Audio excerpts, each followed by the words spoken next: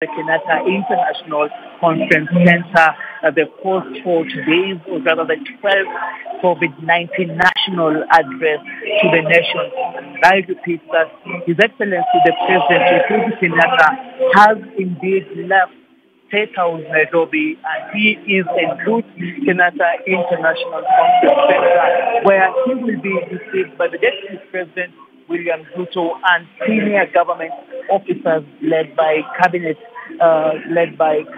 secretaries, including Fred Matiang'i for Interior, and also, like I said earlier on, that the opposition leader Raila Odinga also arrived here some 40 minutes ago. So any moment from now, we're expecting Uhuru Kenyatta to make his grand entry inside the Kenyatta International Conference Center ballroom, and participants here, invitees here, are on standby to receive the head of state. But going back to the program that has been issued to the media in regards to today's program, they have, like I say, that it is the CS for Health, Mutahi Kagwe, who is going to formally invite the president on stage just to give his remarks. But before that, we're going to hear from the Council of Governors representative, that is the chairman, Governor Wycliffe Oparana, who's also going to state on the measures that the counties, the 47 counties, have undertaken thus far in regards to containing the pandemic. He's going to tell us about the successes of the health workers and also the medical, the health sector, in terms of the hospitals that are supposed to be beefed up in order to, prepare any eventuality, prepare Kenyans for any eventuality, and of course also going to highlight on the way forward in regards to post-COVID reopening of the country. Right now, I can see Governor Satu Professor Anam the Sulu Governor, just making his way in the direction where just after the 1,000 special invitees that have been invited to this particular place. So you have to show security personnel at the entrance. You have to be verified. There has been a very beefed up exercise in terms of security personnel here at the GIC, just to make sure that the program goes uninterrupted. Right now, what we're having inside the KICC ballroom, of course, entertainment from Tato Square. The Kenya Police is also on standby, just ready to also give its performance or presentation. And let me just go back to the program. After Uhuru Kenyatta is opening remarks, we expect the various stakeholders, like I mentioned, the COG, to give its assessment report. The Ministry of Health, that is the Cabinet Secretary for the Ministry of Health, that is is expected also to give a report on what the country has done since the first case was reported. We're going to give also a highlight with regards to the trend and the curve as it stands. Of course, we know that both the President Uhuru Kenyatta and the CS for Health, Mutahi Kagwe, did indicate that the war on coronavirus in Kenya is starting to be won. And there has been a significant, flattening of the curve, judging by the previous reports. Right now, I'm just greeting Kanini Chega, who is also a parliamentarian. And so, here's what is happening right now at the Kenyatta International Conference Center. So yes, any moment from now, we expect the head of state, Uhuru Kenyatta, to arrive here. He left State House some 5 minutes ago, and we expect him to arrive here and, of course, have a grand opening or launch of the 12th State of the Nation address. Let's just look into some of the issues the president is supposed to address. We're talking about whether the head of state is going to ease the COVID-19 restrictions. That includes curfew, social distancing, wearing of masks, and of course, issues also to do with the economy, which is the pivot and the pivot of the this particular meeting today, because there have been reports from the National Emergency Response Committee that advised the president, according to that confidential report, they advised the president to open the country gradually in order to bump the economy that has been on the low since the first place. Right now, President of the Republic of Kenya, His Excellency Uhuru Kenyatta, is now making his entry into the Kenyatta International Conference Center boardroom. And I just want to confirm that President Uhuru Kenyatta right now is arriving at the Kenyatta International Conference Center for the 12th National COVID-19 address. And there we go, and let's now we're just going to listen in on the day's event. Thank you,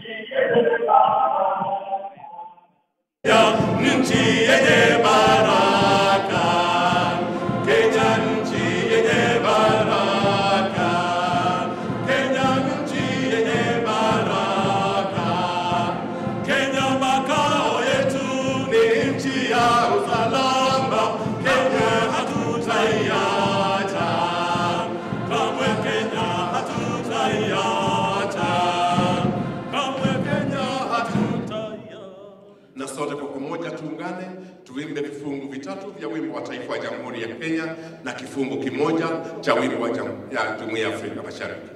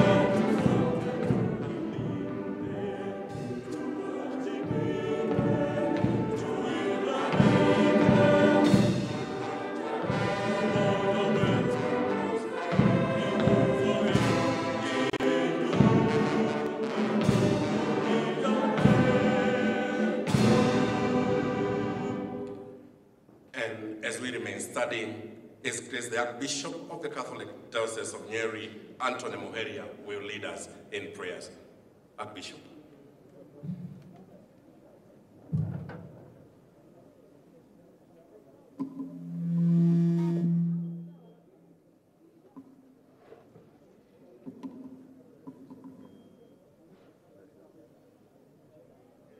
Has God been our midst? Bless us by calling upon His name. In the name of the Father, and of the Son, and of the Holy Spirit. Amen. Almighty and ever-living God, you are the God creator of all, who has wished that we, your creatures and children, may accomplish full happiness at the end of our lives, and also peace, harmony, and happiness here on earth. We are gathered in our meeting here today to deliberate and learn from the challenges presented by the COVID-19 pandemic. It has threatened the lives of Kenyans and people all over the world. Pandemic that has broken the social and economic fiber of the society. A pandemic that has tested our faith in you and our God. A pandemic that has tested our humanity and the care for one another and our deep values. We know you protect and care for us at all times. As we begin our meeting, we thank you for tremendous protection in our country. We have been saved from the huge scale of calamity witnessed in other nations. We thank you for all that the various agents and individuals, the government, both national and county, have done to contain and defend the lives of the citizens. We pray for all the COVID victims who have lost their lives, for those who have lost their loved ones. Lord, please comfort them. We pray for those who are still suffering from COVID-19 in hospitals and in homes. Lord, touch them with your healing hand. We pray for the affected families through grief, stigma, or financial stress. Lord, come to their rescue and grant us ideas to help them. We pray for the health workers and all who have collaborated in this fight against COVID. Give them courage and resilience and reward them in your own ways. Guide us in today's discussions so that they may be constructive and useful for our nation and for future generations. Send your Holy Spirit to be with us and to fill us with the necessary wisdom so that ideas and resolutions may be a starting point for a better welfare for our Kenyan people, wherever and whenever we are faced by a crisis. And we ask all this through Christ our Lord. In the name of the Father, and of the Son, and of the Holy Spirit. Amen. We may please be seated. Allow me, sir, to now invite the Cabinet Secretary for Health, Honorable Mutahi Kagwe, to hand over the COVID-19 report to His Excellency the President. Waziri Karibu.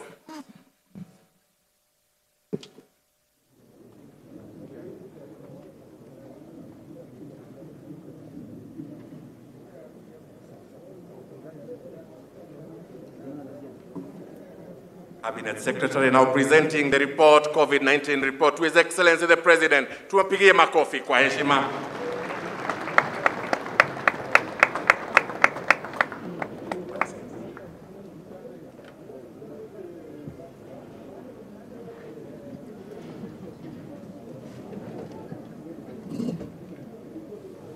Excellency, fellow leaders, the report that I have just handed you, Your Excellency, is the work of the National Emergency Response Committee on Coronavirus. And I would like to take this opportunity to thank all the members of the committee, those in your cabinet and those others who are not in the cabinet, and to just say it has been a hard work. It continues to be hard work. And Your Excellency, we can just affirm that you continue to do the work that you have ordered us to do. Having said that, Your Excellency, this is an interactive session, and for that reason, I simply wish to invite you to come and make opening remarks, and then we can go into the discussion. Your Excellency, sir, if you could all stand up to welcome you, sir.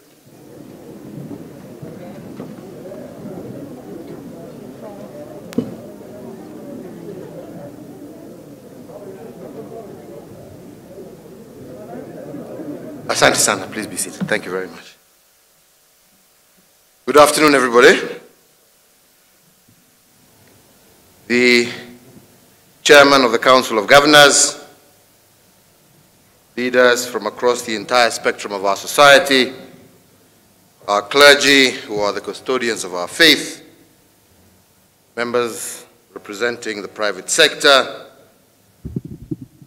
our friends from the Fourth Estate, all our development partners, members of civil society present, and most importantly, the people of Kenya, all of whom have shown an unprecedented unity of purpose and a singular determination to prevail and bounce back better and stronger. Indeed, it is with great pleasure that I welcome you all to this National COVID-19 Conference. And today's conference is intended to review our national response in combating COVID-19 and chart our nation's future within this global fight against this pandemic.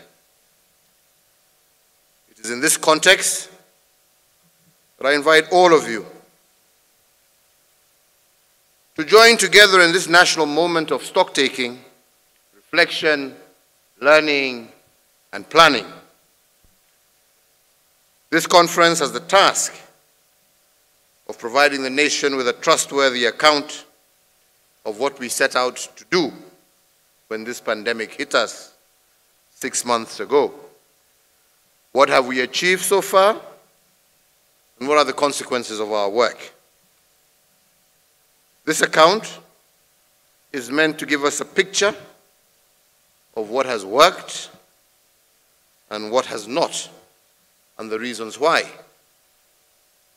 The primary purpose here being to tease out lessons learned, as well as best practices, but fundamentally, we are meant to ask ourselves whether we organized our resources in the most optimal way, and whether we have mechanisms of plowing back lessons learned into future undertakings. Ladies and gentlemen, the new normal in Kenya and the world can only be defined as a known unknown. That is, we know the extent of COVID disruption and the kind of havoc it has wreaked and can wreak.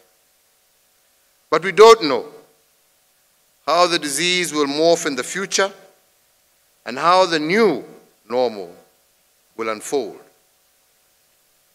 This aspect remains unknown to all of us. And if the new normal then is known and unknown, then this must be a questioning conference. And the tone of this conference has therefore to be a questioning one. And I urge you to question everything that we have done in the last 6 months in order to tease out what we can plow back. If we make this a questioning conference, I want to propose a 5-point questioning framework to participants today. This framework should guide us in understanding our performance and indeed charting the way forward. 1, where were we efficient in our approaches to this pandemic?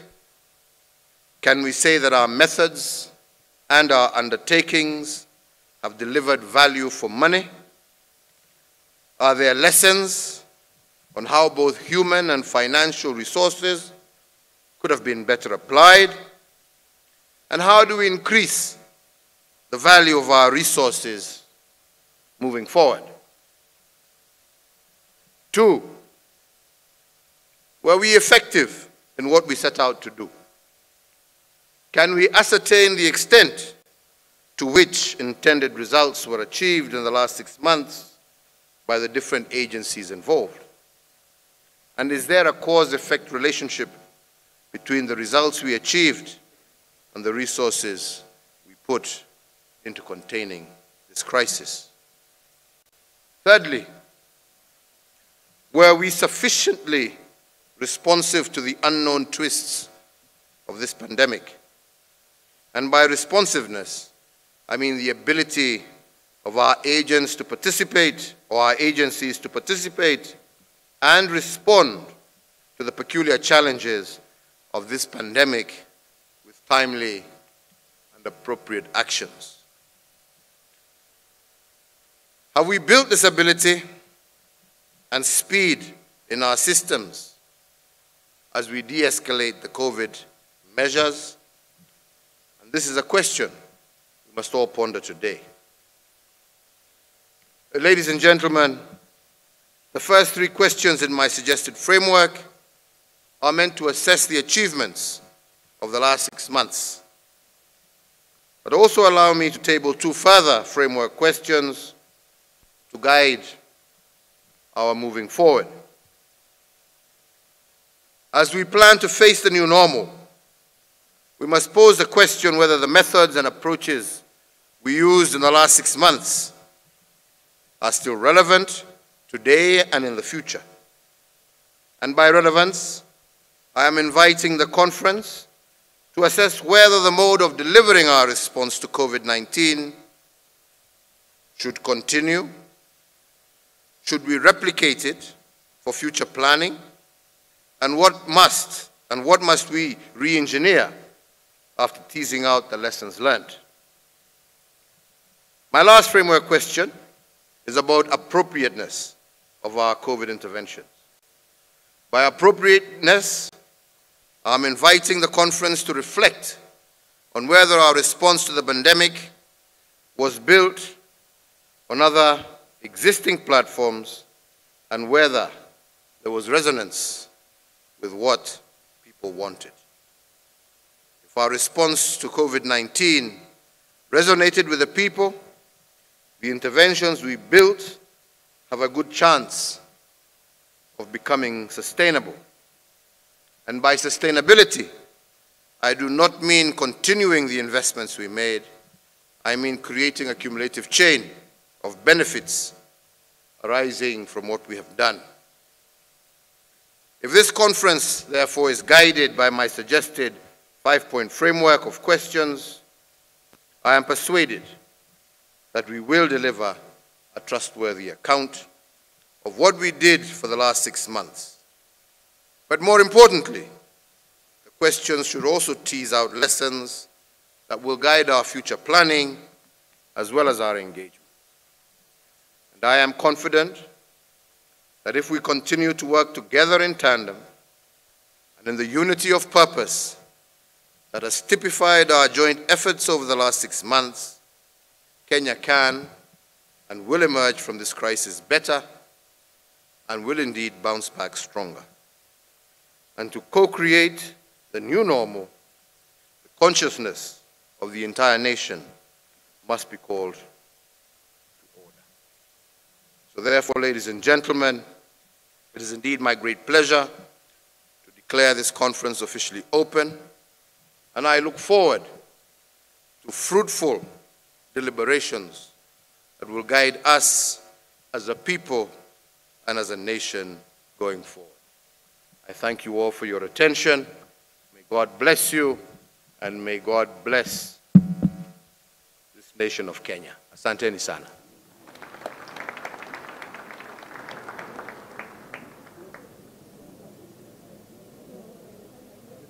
Thank you very much, Your Excellency, sir. Allow me now, sir, to invite Dr. Mercy Koril to moderate the health response panel. Daktari and your panelists. Karibuni, take the stage.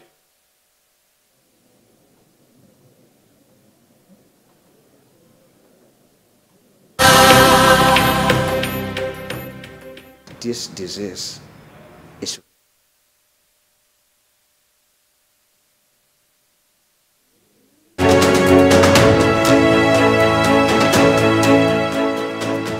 the fact that COVID-19 pandemic has not resulted in massive deaths in Kenya has some Kenyans convinced that the virus does not exist. They are wrong, very wrong. We spoke to some Kenyans who have recovered. Hiyo kitu ilifanya roho yangu ianze kupiga. Ile ilikuwa ina pressure. Sukari pia juu nilianza kusweat ikapanda kabisa. I was feeling a bit tired, had suppressed appetite, a bit of headache. They spoke of the test and narrated their journey to recovery. At times when I am walking, I have to sit somewhere, relax. So the burning sensations are still there. The chest sensation, the abdominal, and then that severe headache with the stiff neck, it comes. In fact, in a day, I have to experience it. I was informed by the same medics that I was suffering from a very acute case of pneumonia. Right? And it was at the same time that they decided to put me on oxygen. And I was on oxygen from that second day until when I left hospital. That is 28 days later.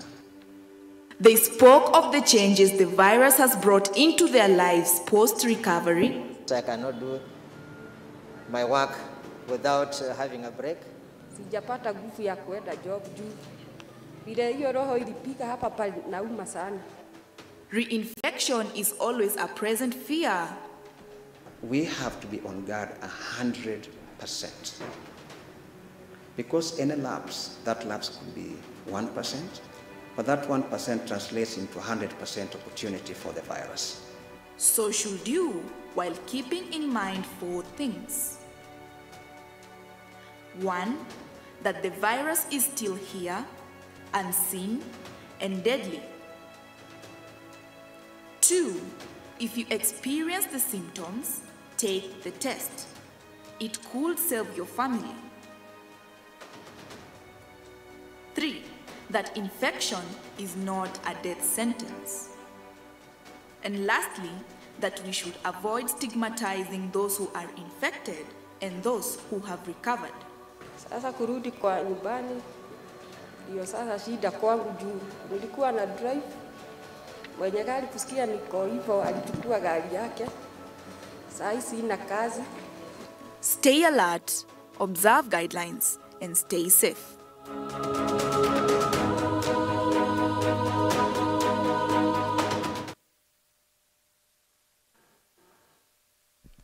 Thank you very much. I think COVID-19 is the reason why we are here today. Over 38,000 people have been infected, more than 690 have lost their lives. And in the spirit of reflection, we start with the health response. And on the panel is Cabinet Secretary for Health, Senator Mutahi Kagwe, the Chairperson, Council of Governors Health Committee, Governor Mohamed Kuti, Dr. Eva Jenga, who is the chairperson of the Kenya Medical Practitioners and Dentists Board, and Dr. Lois Ombajo, who is the head of Infectious Disease Unit at Kenyatta National Hospital, the University of Nairobi. Now, I'll start this question with CS Bonawaziri.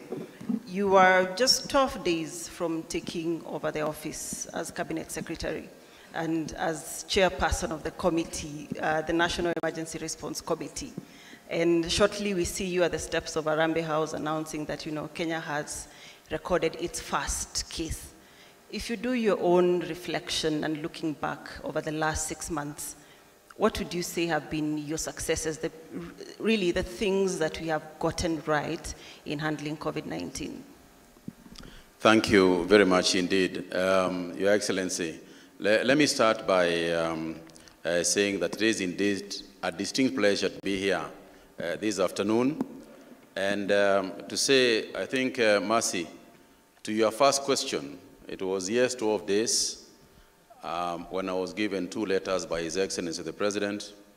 One of them is to be CS for health, now almost CS for corona.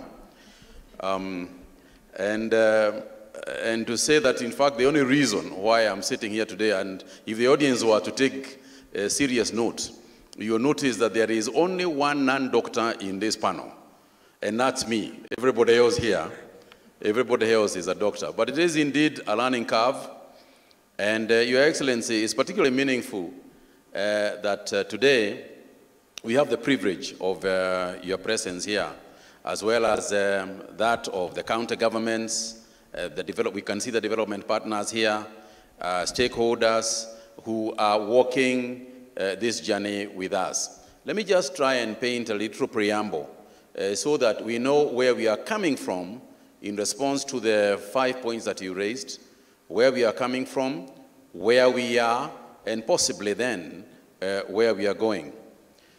Your Excellency, if you remember 2019, just about in Wuhan city on the eve, I remember it was New Year's Eve, none of us would have anticipated the spread of what started in Wuhan city.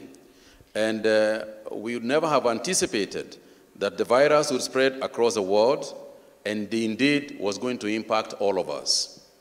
When 2 months later, Egypt announced the first COVID-19 case in Africa, it became pretty obvious that the tentacles of the disease has stretched itself across the borders and was heading for us. I think it is fair to say that, as we know, Kenya is a hub for international NGOs and media, not to mention that there is a lot of traffic across our African nation, and therefore we knew that the clock was ticking. We will recall that there were tense moments that transitioned us from the period in March, and on the 12th of March 2020, the day on which the first case was confirmed, I remember explicitly because we all knew that the status in our nation had begun to change. In fact, to just think about what we were, the capacity we had, excluding the nations which had catalogued experience on airborne pandemics, Kenya resembled the rest of the world with regard to our collective preparedness for this scourge. Despite our varying development status, we each found ourselves in a scramble for financial and material resources, particularly PPEs that were urgently required. Core to this, of course, was the imperative to protect our healthcare workers who, to this day, continue to be the front line as far as the defense against this disease is concerned. In this period also, when we our first case, and the rest of the world, we suffered huge losses, not just in terms of jobs, our vulnerabilities, and worst of all, of course, is the people that we have lost. And as Mercy, you have just mentioned, there were 30. We have got 691 deaths so far in this country. But across the world, some 32.9 million cases have been confirmed for coronavirus, with nearly 1 million now dead. And that is a large number when you talk about 1 million people. But notwithstanding all these things, I think it is also fair to say that COVID-19 is also, as Your Excellency has alluded, leaving us a stronger, it has made us a stronger in very numerous ways. And yes, I'm indeed saying that there are many silver linings that our coronavirus experience has brought to us, and we should appreciate. Foremost, of course, being that the apocalyptic projections that we had for the pandemic, we have not experienced thus far. So at least for that reason, we thank God. I think secondly, we must also acknowledge and appreciate that in spite of the myriads of problems, and we are going to mention some of them here, I think we can say that our attempt has not been the devastation that we originally expected. And yes, we will cite science, others will cite God, and arguably, indisputably, God has been in the forefront, and we are a God-fearing nation. So we have been saved what looks in Europe, what was happening in Europe, At the time that we were starting to look at our situation, you will remember that we had very, very little capacity. And Your Excellency, the first thing that brought us to where we were, the first thing towards achieving some semblance of capacity building is when what you have directed to us and the leadership that you have provided on the measures to undertake, and that leadership has been absolutely critical. Every system is as good as the leadership it gets, and Your Excellency, you provided that leadership. So the first thing, leadership, is one of the things that we were provided for. The second thing, I think, is that the formation of the National Task Force in January and the multi-agency approach that through the National Emergency Response Committee is also an important part of why we managed to get ourselves together, even as we were scrambling for all sorts of other things. And I think, Your Excellency, the fact that the counties responded as quickly as we expected and hoped and cooperated with us in an unprecedented manner also was part of the containment that we managed to keep. But, Your Excellency, as we look forward, as we strategize on our way forward, allow me also to give some appreciation for the collaboration present. Were it not for our development partners, were it not for the partners who are here with us, we would not have been able to contain COVID-19. And we created a slow development. I think in terms of containment, let's also agree that it was a question of a slow development in a manner that does not overwhelm the healthcare facilities that we had. And talking about healthcare facilities, if you remember, on the 12th of March, you ordered us to very quickly put together an infectious ICU unit. When on 12th of March, we had 8 beds in Kenya, 8 infectious disease beds. And today, we can almost argue that almost every county has got some semblance of a capacity that is almost higher than what we had in the entire country. And therefore, that is something also that we should be, we should count as an achievement. Along the way, of course, we have had many, many challenges.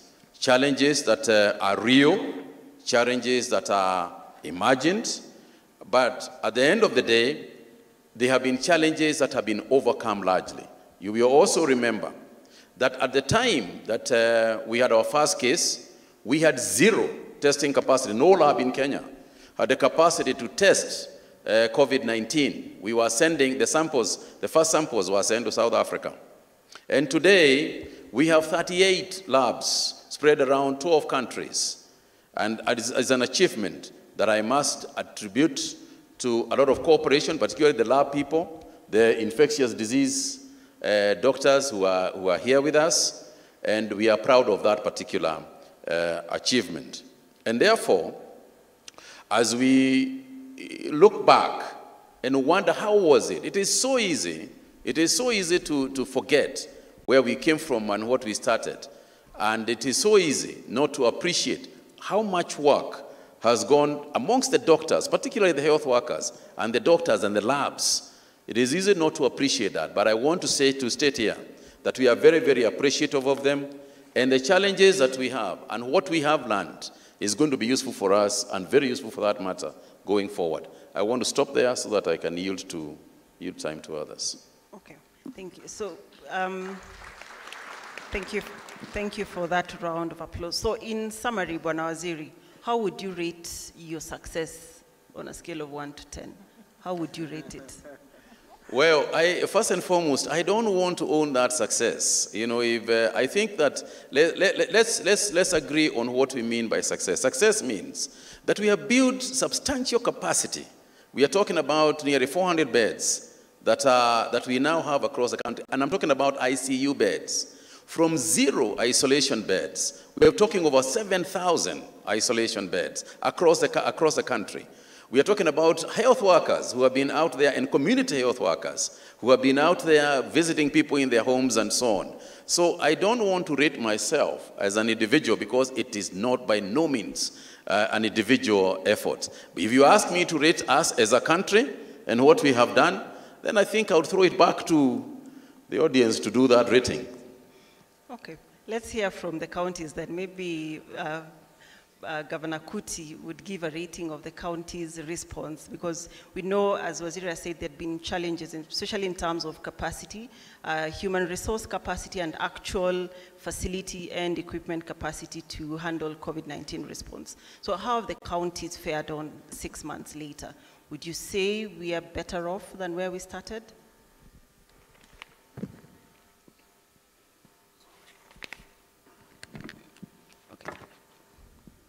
I've been assured by the doctors that we have got sufficient distance for us to be able to use the mics without a mask.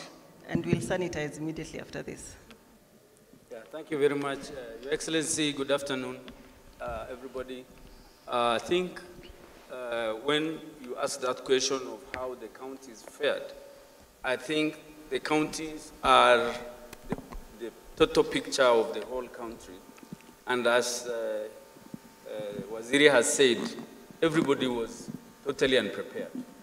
And it is the leadership, and I would like to emphasize that the issue of leadership, where quickly His Excellency sprang into action and formed these layers of committees.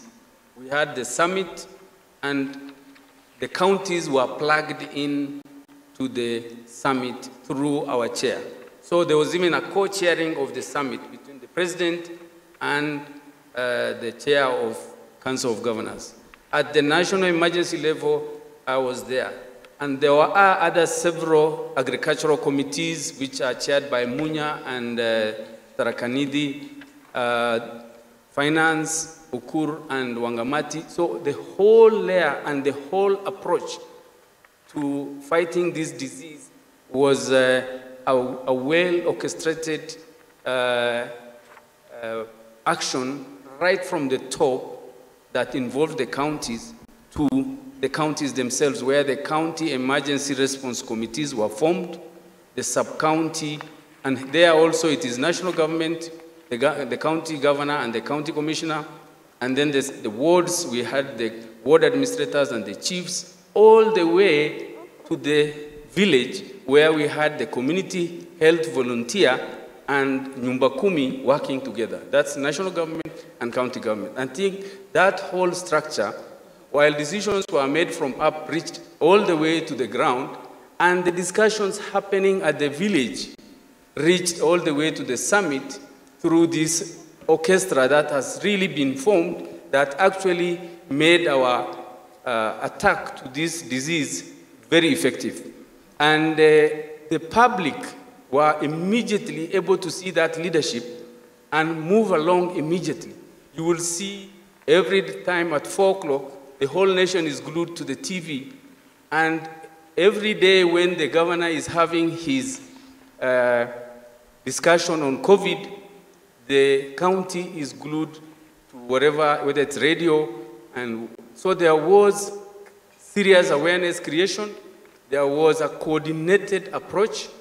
And therefore, what needed to be done at the counties could be done very quickly. And that's why we were able quickly to create the isolation wards, quickly to create ICU beds, quickly train health workers. The health workers, this is the first time we're having such a highly infectious disease in Kenya. We never had Ebola, even like Congo. So immediately they were trained all the way to the community health volunteers, and the whole nation was following and fully aware. It's like it's a football match. We didn't have football, but I think COVID became the focal issue in the whole country at both national and county level.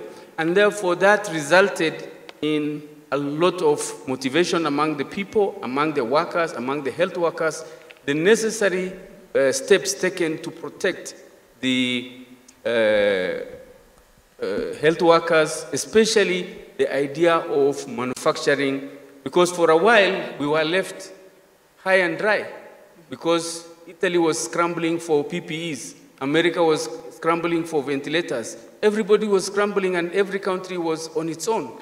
And I think for a while that brought out a spirit, a very special spirit that I would like to urge His Excellency the President and the whole country not to let go of that spirit that we developed out of COVID.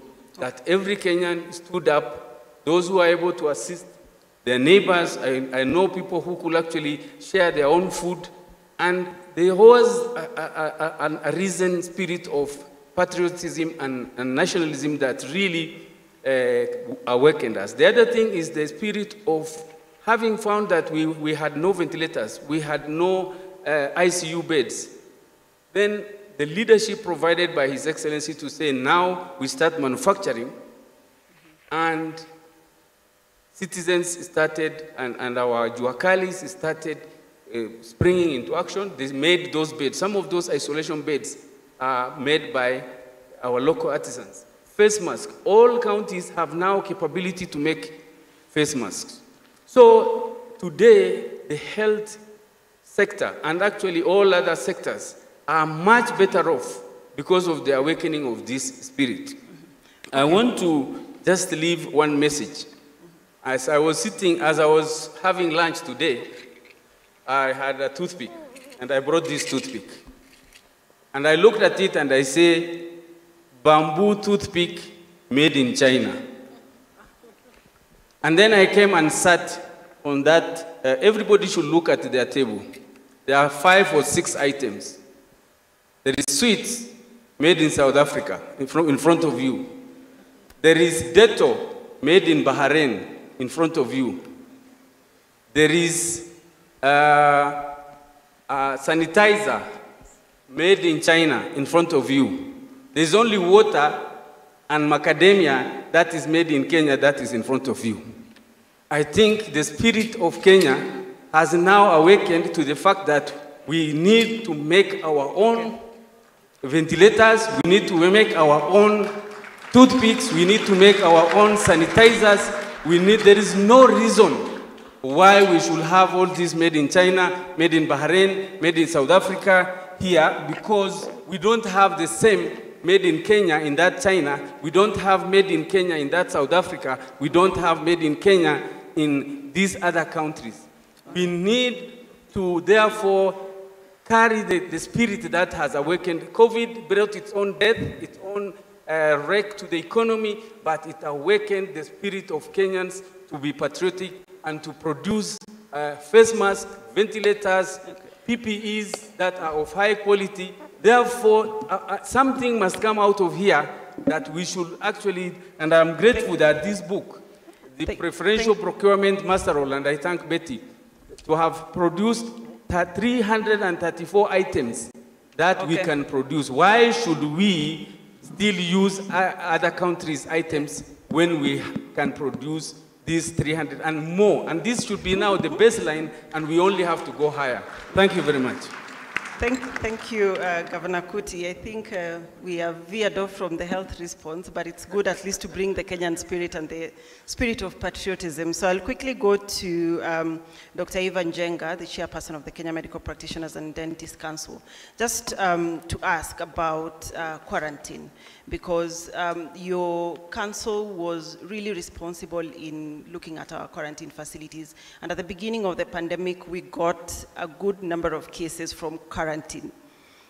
Why was this? Were we unprepared, or were there any lapses that really caused people to contract the virus from quarantine centers? Thank you, Mercy. Your Excellency, I think this is a very good time to reflect on our challenges, our mistakes, and the strengths that we've learned moving forward. Mercy, I remember as soon as the airspace was closed, the Medical and Dentist Council, that's a regulator of health, was told to get other teams and other regulators together and set up quarantine centers for all the incoming flights. And the people that, and I think, yes, there were mistakes, Mercy. and you say we went wrong. But I can tell you, I think that's one of the most important steps taken by our leadership that actually stopped us, and we may live to say this is maybe why we don't have the numbers, the enormous numbers that we were expecting. Yes, we said we got very few transmission or infection from abroad. Eventually, with most of the transmission that is ongoing in Kenya is local. We were able to nip the outside or the travelers, any transmission from travelers from those quarantine centers. And those quarantine centers, I can tell you it was like an overnight. We worked almost 24 hours. Some were health-based, most of them were non-health-based, putting the teams together that took care of the medical aspects, the psychosocial aspects, security. It took different people to come together. And I like what my colleague, Governor Kuti has said, that collaboration where everybody stopped saying this is my sphere of function, and we all came together with our security forces, our medical personnel, our partners, private partners. We had AMREF and Red Cross giving us psychologists, because we knew from the start that we needed psychosocial support. So I know, yes, we made mistakes, but that main one action has really reduced the numbers that we are seeing today. So I think we should, you asked my two bosses how they would rate themselves. I'm a regulator. I think I can actually rate you as the county, because we've been going round under the leadership of my bosses at the ministry, the CS and the PS. We have technical teams going round, Your Excellency, looking at, and we were the ones who went to go and see whether the directive of having the 300 COVID beds was adhered to, or it was how it came through. I know it wasn't an easy exercise, Governor, but I can rate you. We went and we did in 1 month. I know 80% is like an A in anybody who has ever sat exams. And we found most of the facilities and most of our counties scored 80%. We had a score sheet and scorecard. You scored 80%. So honestly, let's stop beating ourselves and appreciate ourselves. The other group that I would want to appreciate even during quarantine is the public. This pandemic has affected all people, the families. When you took people to quarantine, the families were also affected. Businesses were affected. So all spheres of our life was affected. So we all came together as Kenyans and responded positively. Let's not also lose that moving forward. As we strengthen our health structures, even to move, we are still within COVID. As we move post-COVID, other health services must continue, facilities must improve as we also embrace UHC. And UHC will only be a success if we make sure primary health care at level 2 and level 3, Governor, that we make sure that that is successful. Then moving forward, we'll all be prepared for whatever comes in future. Thank you. Okay. Thank you, Dr. So to Dr. Ombajo, the all-important question that many Kenyans are asking is that at the beginning of the pandemic, and Waziri was there telling us, we've seen Italy, we've seen other places, people have been hit hard. But when we look at what we see in the country, 93% of our cases are asymptomatic. We don't seem to have been overwhelmed or to have really suffered the bite of COVID as much as other countries. And why is this the case? Thank you, Mercy, Your Excellency, and good afternoon, everyone. So as you very rightly say, when this pandemic initially started, I think all of us were very afraid because of what we'd seen world over. We'd seen devastating scenes of hospitals overwhelmed, of people dying, of the large number of infections that are out there. And indeed, the initial modeling that we're doing seemed to indicate that we'd follow an almost similar trajectory in terms of having a very high number of cases and a very high number of mortalities. And this hasn't been the case, not just in Kenya, but in many African countries as well. And there are many sort of theories to try and explain what this. As CS said, maybe God loves us more than everybody else. But that aside, we could look at, is it the interventions that were put in place, or is there something about our population that puts us at lower risk for very adverse outcomes? So if we think about the interventions, at the very first case that we had, there were some interventions put in place. For example, the limiting number of entries into the country. When we look at the countries that had the biggest outbreaks, they had very many people coming in with COVID and setting up multiple outbreaks within those countries, which means controlling became very difficult. So by limiting entry into the country, that was a very big deal. And as Dr. Njenga says, that quarantine and limiting spread at the very onset was very important. The other thing to look at again is other interventions that we must not downplay. We embrace the issues around wearing of masks early. And we have to thank our government because they did listen to scientists and they did listen to doctors, which was very encouraging for us at the front line as well. Then we think about our population. What is it that's different with, let's say, the European population? And one is that we have a fairly young population, with our mean age being just about 20. And you look at countries where the mean age is 45 and above.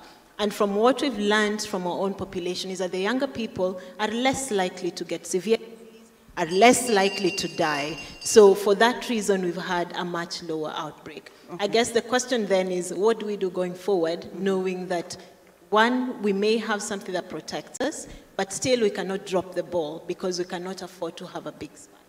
Okay, thank you. I think maybe you explain a bit of that, and some of the interventions may be questionable. I can hear the bell, so I'll quickly go to Bonaziri and read out some names here. Those Dr. Doreen Lugaliki, Peter Kiare, Marian Awor, Abdi Yusuf, Clifford Manyara, Moses Ringera, Dr. Ndambuki Mboloi. These are just 7 of 16 healthcare workers who passed on after they contracted COVID-19. And there had been conversations about compensations for healthcare workers for particularly even medical cover, their life cover. Bonaziri, do you feel any sense of responsibility to these 16 families and the more than 1,000 other healthcare workers who've been infected by the COVID-19 infection? Because you kept saying they are the frontline soldiers, they are our frontline soldiers. What responsibility does government have for these 16 and the 1,000 others who've been infected? Thank you very much. First and foremost, I think is for us to appreciate and condole the families of the healthcare workers who lost their lives. But in addition to that, is also indeed condole all Kenyans who lost their lives. And every life is as precious as the other one.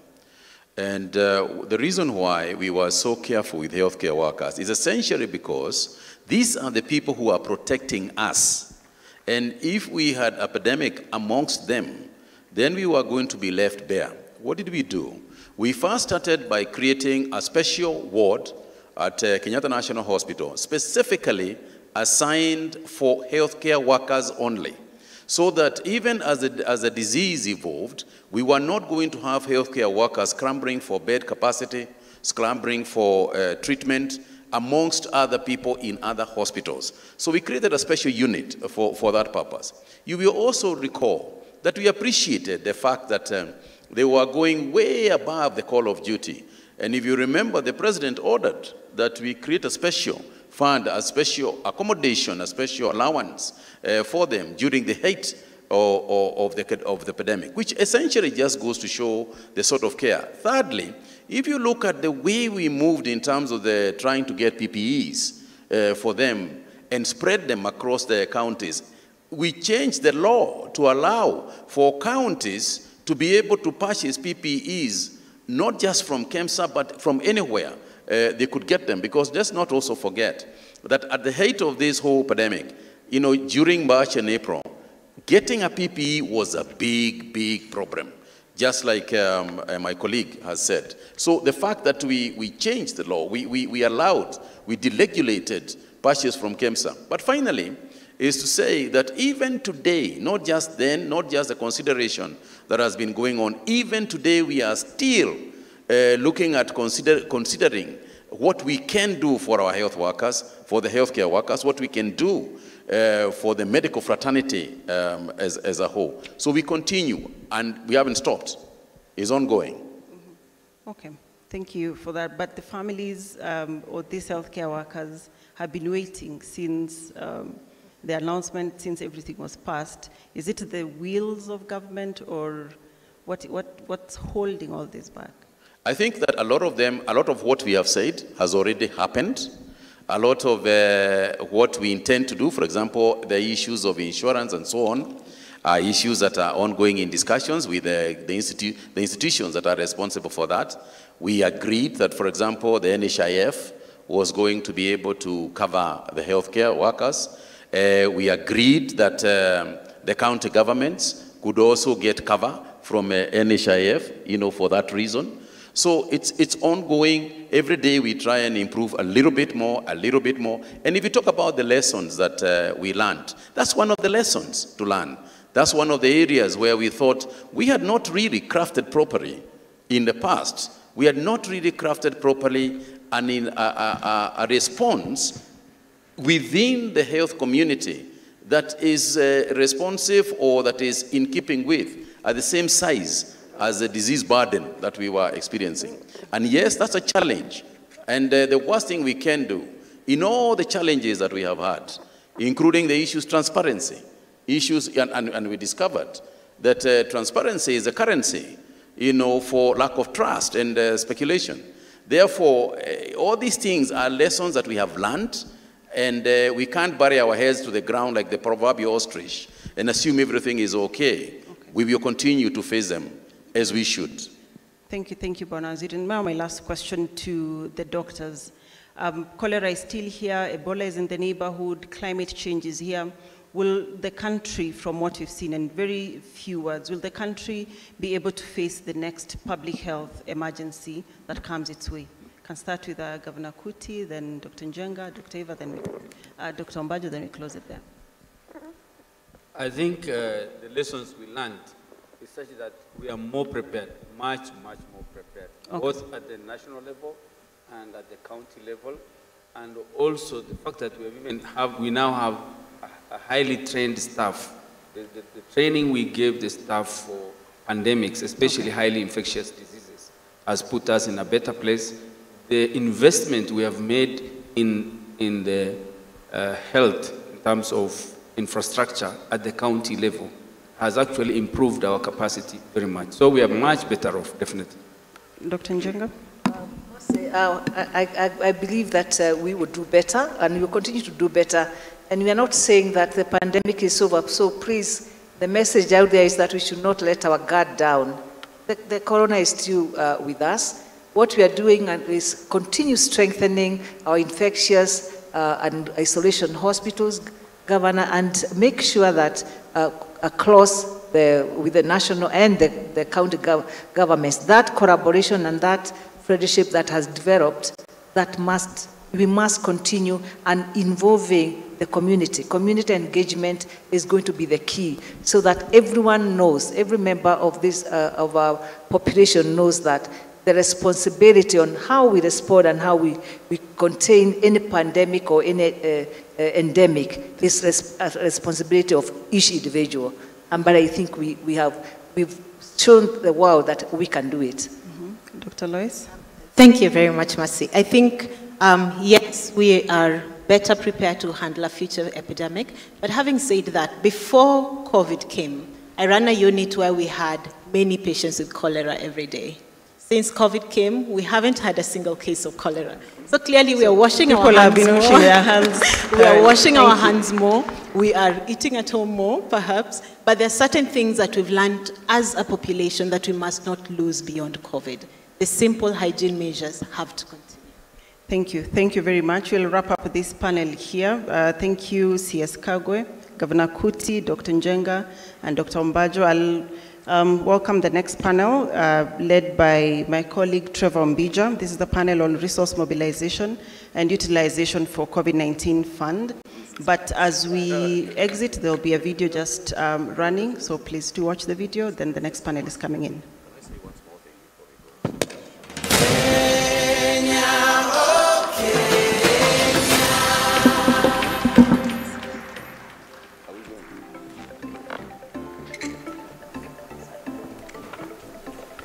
We will continue to provide all necessary assistance to groups, communities, social economic sectors that have been hardest hit by the pandemic. We set up a small committee made up of staff from Interior, Ministry of Health, and State Department of Social Services to go to the field, to go to the slums and isolate the most vulnerable. And we had a very good criteria. People who are orphaned, children who are actually heads of households, people who have terminal illnesses, people basically who have no other way of survival. Nilikuwa nafanya vibarua za mjengo, kufua vibarua tu ili waweze kukula. Vile sasa Covid-19 ilikuja, ikabidi vibarua zimekatika. Ikabidi sasa nimebaki tu kwa nyumba tu, sasa sina otherwise. Lakini venye serikali ilianza kututumia cash transfer, at least ikanisaidia akaweza kupata cha kukula. Watu wa cash transfer kikuja kama saa hizi wakinunua mkate, wanunua maziwa, tunafaidika. Safaricom being the platform that does the M-Pesa bit, they have done something very fantastic in this. What they have done is that they have helped us transfer this money at no cost. Previously, when you are sending maize, beans and all that, you have to pay about 20-30% to logistics. Now, if we send 300 million shillings to Kenyans, it arrives as 300 million shillings to 300,000 people every week. Kazi yangu ilikuwa ni kushona viatu. Wakati corona ikiingia, kazi yangu ilididimia, capital ikaenda chini, ikawa sasa sina mapato tena. Hii kazi mtaani hakika imeninua, mambo yale yangu yalikuwa yamekwama ya rent house na chakula ni itaendelea kama normal. So kazi mtaani is one of the many interventions that national government has put together with respect to the COVID-19 response. The criteria was, first of all, you must demonstrate dire need. Secondly, you must not be benefiting from another social protection program. So like if you're a recipient of the cash transfers, you are not considered for this particular program. And number three, you don't come from the same household. Nilikuwa nafanya tu kazi ya saluni, nikaenda pale hivi ma estate kufuafua nguo, wakafunga ati kuna corona. Sasa senye hii kazi nasema imenisaidia juu singekuwa na kazi.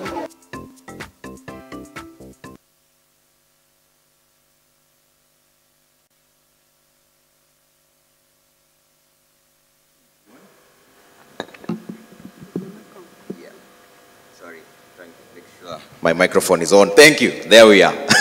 Thank you so much. Good afternoon, everyone. Kindly just wave. I can see we are all tired, but please, gentlemen, we are happy to be here this afternoon. It's the middle of a pandemic. Thank you so much. I'd like to recognize all your presence. My name is Trevor Umbija. I'll lead this next panel discussion on the COVID-19 resource mobilization and utilization as well. This is where the rubber meets the road. And the president asked a fundamental question. Did we use our money and resources prudently? Okay. And efficiently. Thank you so much. All right. So there are more than 200 people who are joining us on Zoom. They are senators, governors, PSs, civil society. We want to recognize your presence. Mr. President, it's good to see you. Thank you so much. You know, when people meet the president for the first time, they tend to cry. So I came with my handkerchief just in case. But I'm glad. I'm happy to see you. Thank you so much. All right, so I'd like to introduce my panelists real fast, beginning from my immediate right. Dr. Julius Muya, the Principal Secretary, National Treasury and Planning. We have Jane Karuku, who's the Chairperson, Kenya COVID-19 Fund. We also have Honorable Justice Retired Paul Kihara Kariuki, who's the Attorney General. Thank you so much for making time for us. And Sid Chatterjee, Resident Coordinator, United Nations. Thank you so much for coming in. And Governor Wycliffe Oparanya, who's the Chairperson, Council of Governors. Thank you so much for making time this afternoon. In the interest of time, we'll get right into it. PS, you are the accounting officer. The president posed a fundamental question. Did we use our resources prudently and efficiently? Let's start from the point of how much did we actually have when we started the fight against coronavirus? Well, thank you very much. I'll actually go a step back and answer the question, did we also raise our finances in an efficient manner? But first, let me say that when the COVID visited us, the situation that we had was one of declining revenues, and then again we had a lot of pressure because the expenditure pressures were caused by floods which were there in December, the locusts that came end of December, then we had a dry period earlier on. And so as Treasury, we looked at where can we get money quickly and money that is not expensive. I think that is very important. And so we looked at our multilateral partners. And in this case, it was World Bank, whom we were having a program of development policy operations. We looked at FDB, that is Africa Development Bank. We looked at IMF, and they were able to give us fairly low-priced loans in that case. And then we were also able to get funding from DANIDA as a grant. The total pledge that we were able to mobilize was 134 billion Kenya shillings. Right. Including in that was 130 billion that we received in exchequer. All right. I think that deserves a round of applause. 134 billion shillings. But PS, did we use those resources prudently? Now, what then did we do with that money? First, we identified what were the immediate needs as developed by the ministries and the institutions that were at the forefront. And so what we were able to disburse was 82 billion Kenya shillings. Now that 82 billion comprised of two main elements.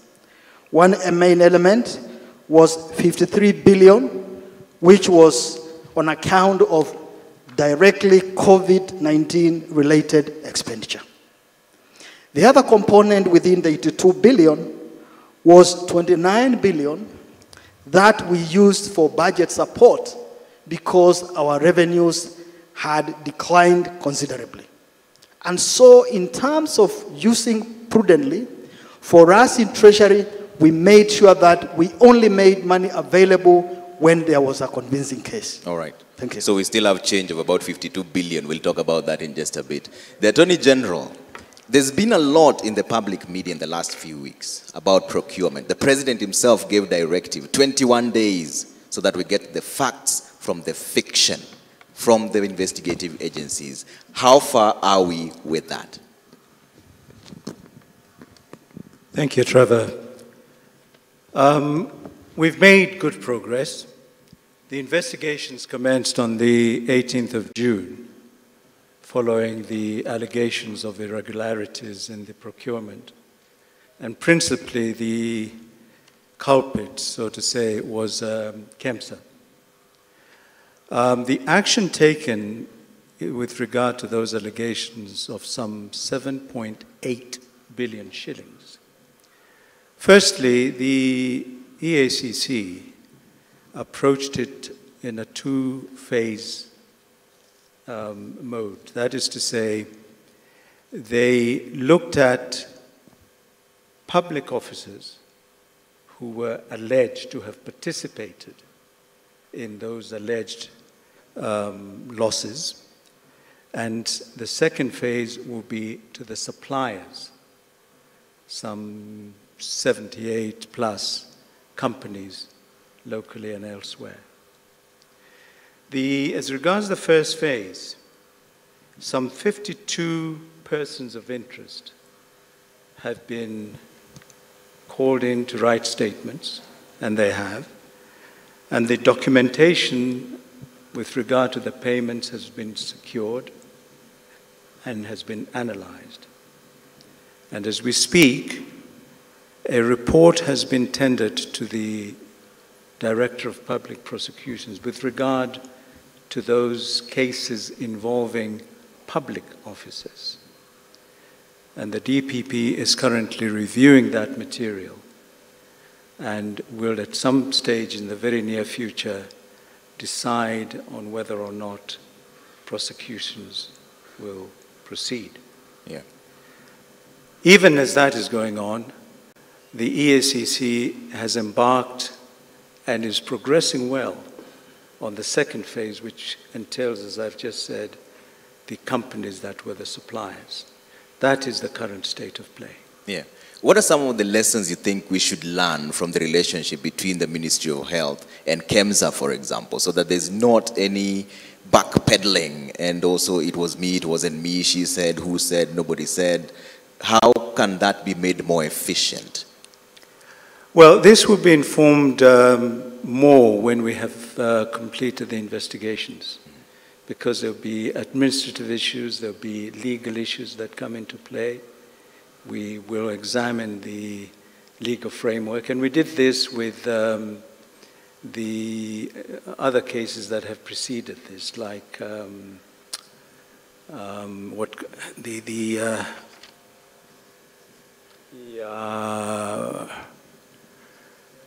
anyway, it'll come to mind.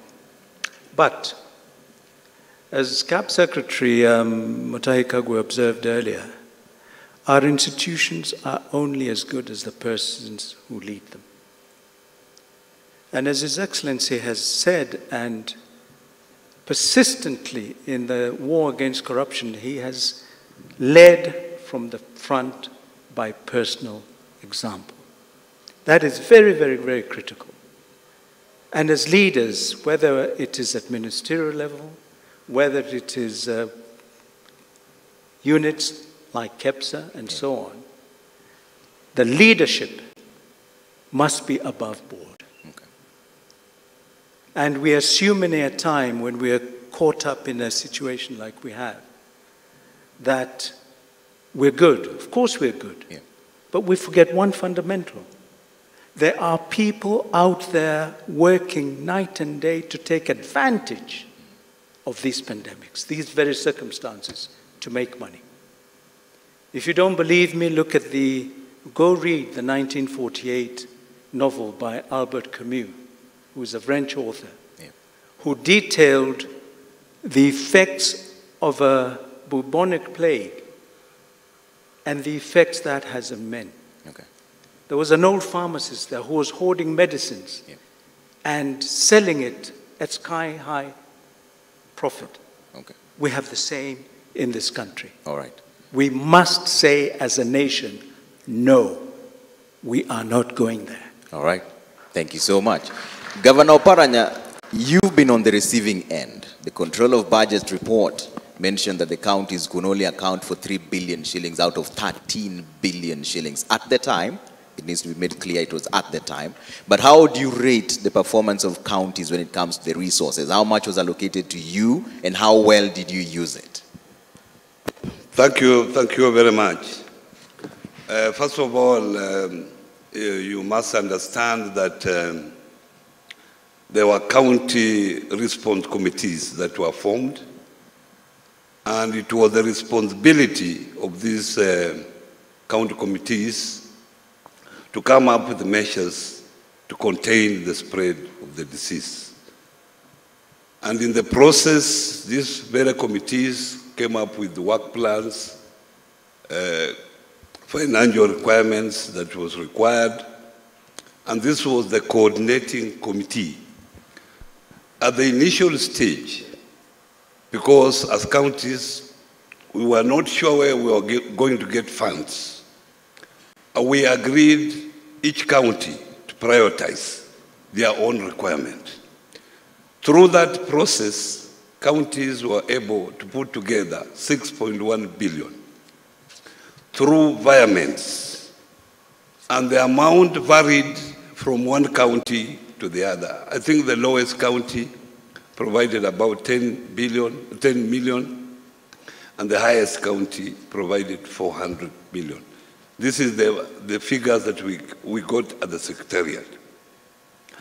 But at the national level, because when the disease started spreading, of course through His Excellency, he organized extraordinary summit where we met, and we requested as county government that we needed support.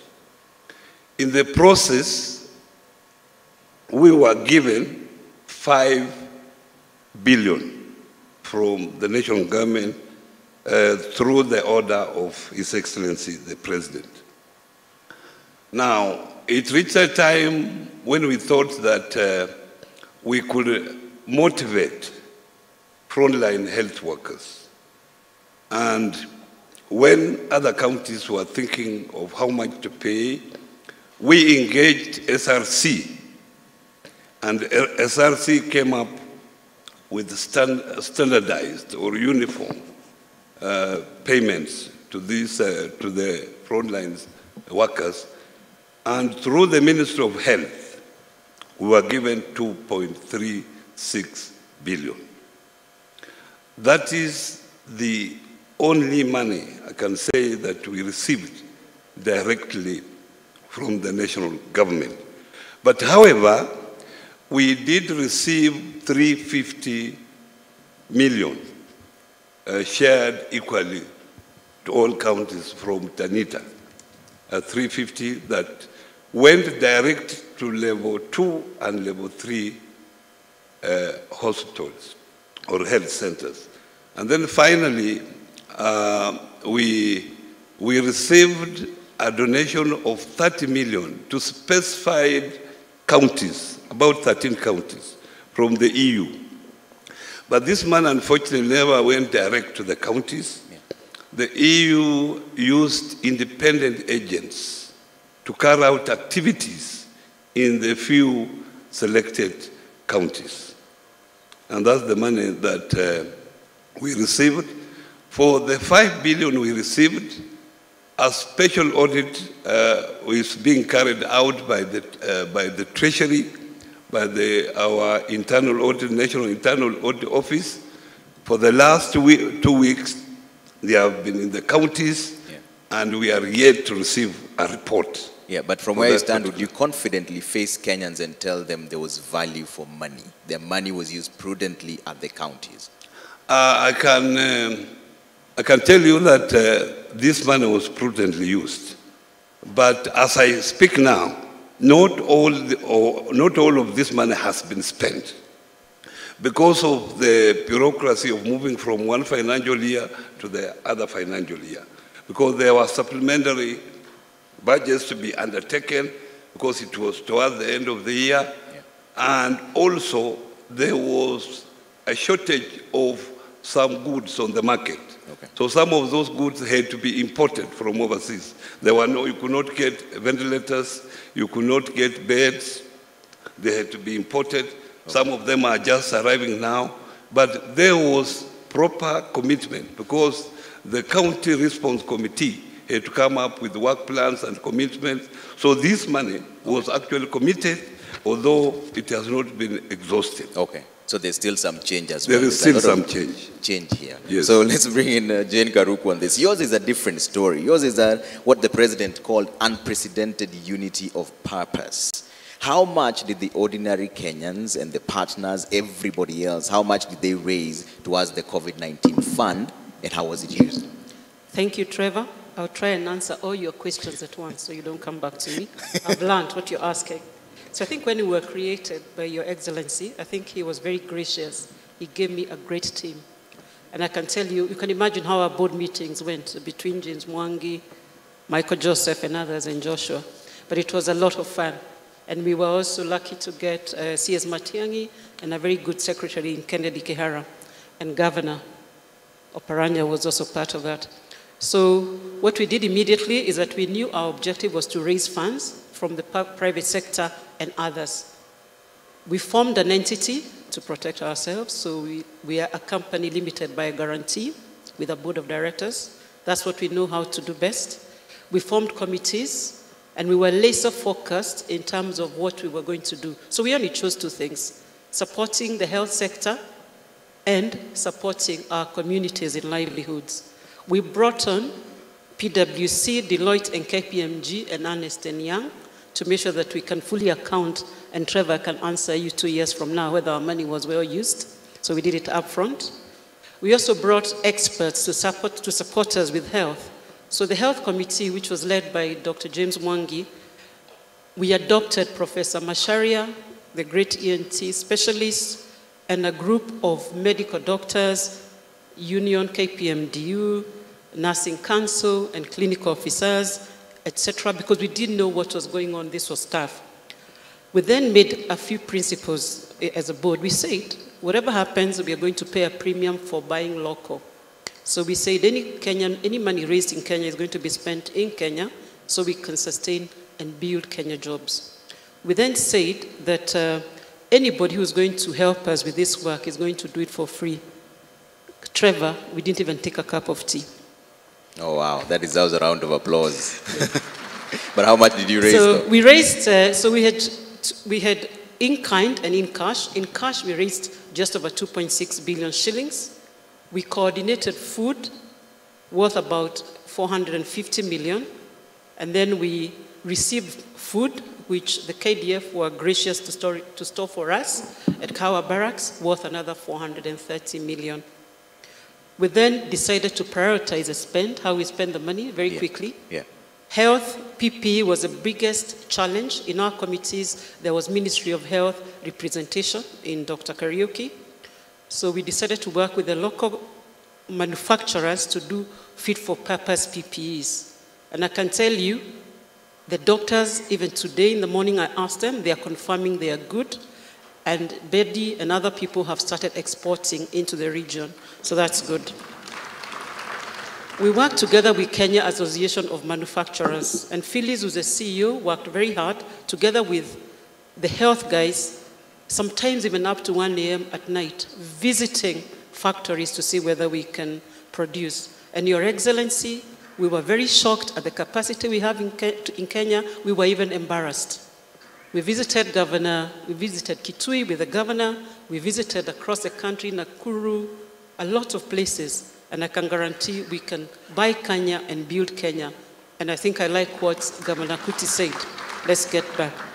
So in terms of the other things, so we bought PPEs, 1.5 billion we've allocated. We chose 65 COVID-related hospitals across the country and a few others like Madari and the military hospital just across. And we are also supporting Kiambu with Tigoni Hospital because it's by the road, it takes a lot. So together with Kiambu County, we are refurbishing Tigoni Hospital, Buy Kenya, Build Kenya principle. Yeah. We then bought, so for the PPEs, we've promised the country that in the 65 hospitals, for 18 months, we are going to provide PPE. If we don't need, we can divert that money. But that's a promise we made. Yeah. We then decided to give masks to our communities in Nairobi. We bought 2.6 million masks at the price of 100 million shillings, and we've distributed, supported very well by Ngao and county commanders and other people, partners that we were working with.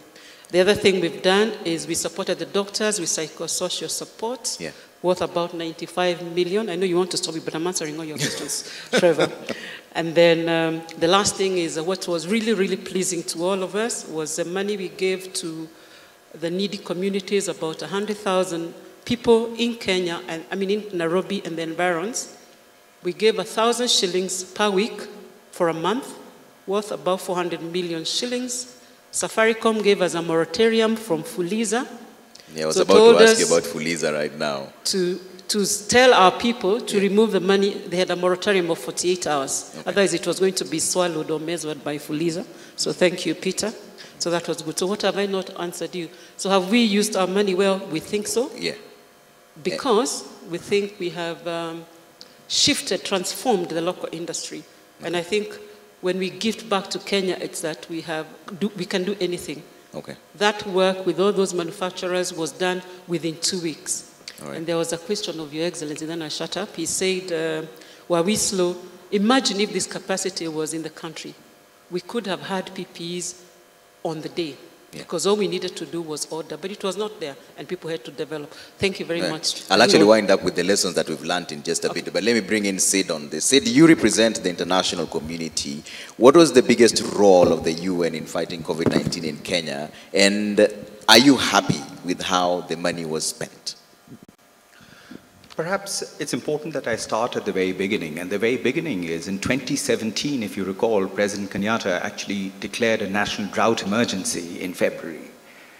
So what we were confronting, and people need to understand this, is a massive blow because of the drought itself, which had been simmering over time. And then comes the floods. Then we have the COVID, and then we have a locust invasion, and it was major. So essentially, Kenya was confronted by a triple crisis, ladies and gentlemen. It was not just COVID.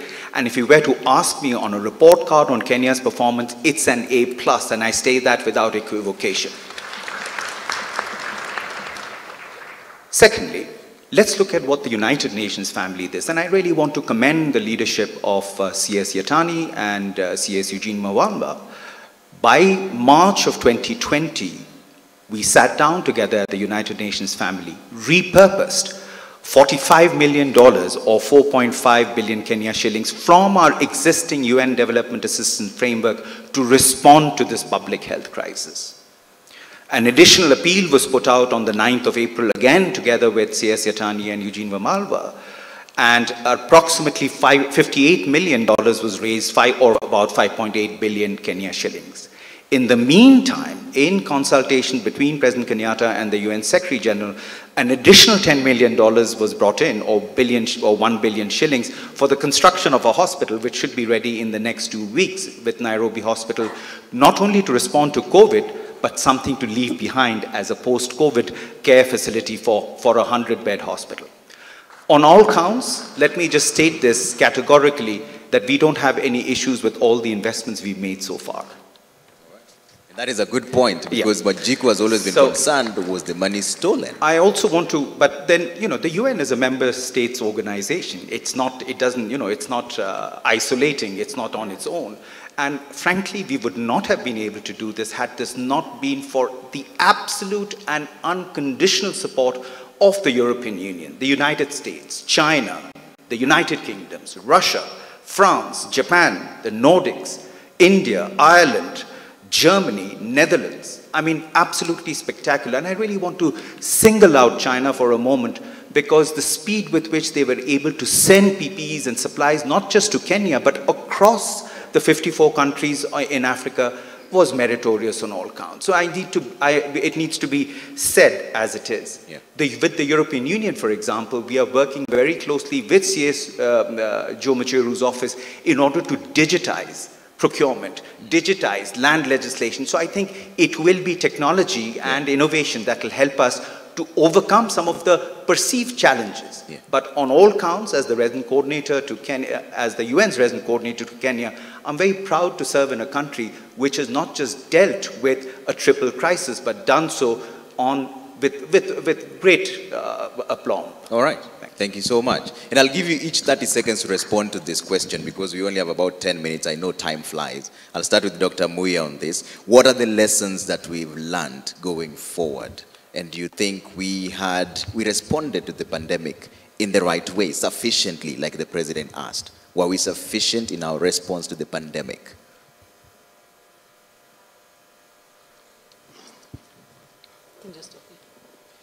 Yeah, thank you. The lessons learned.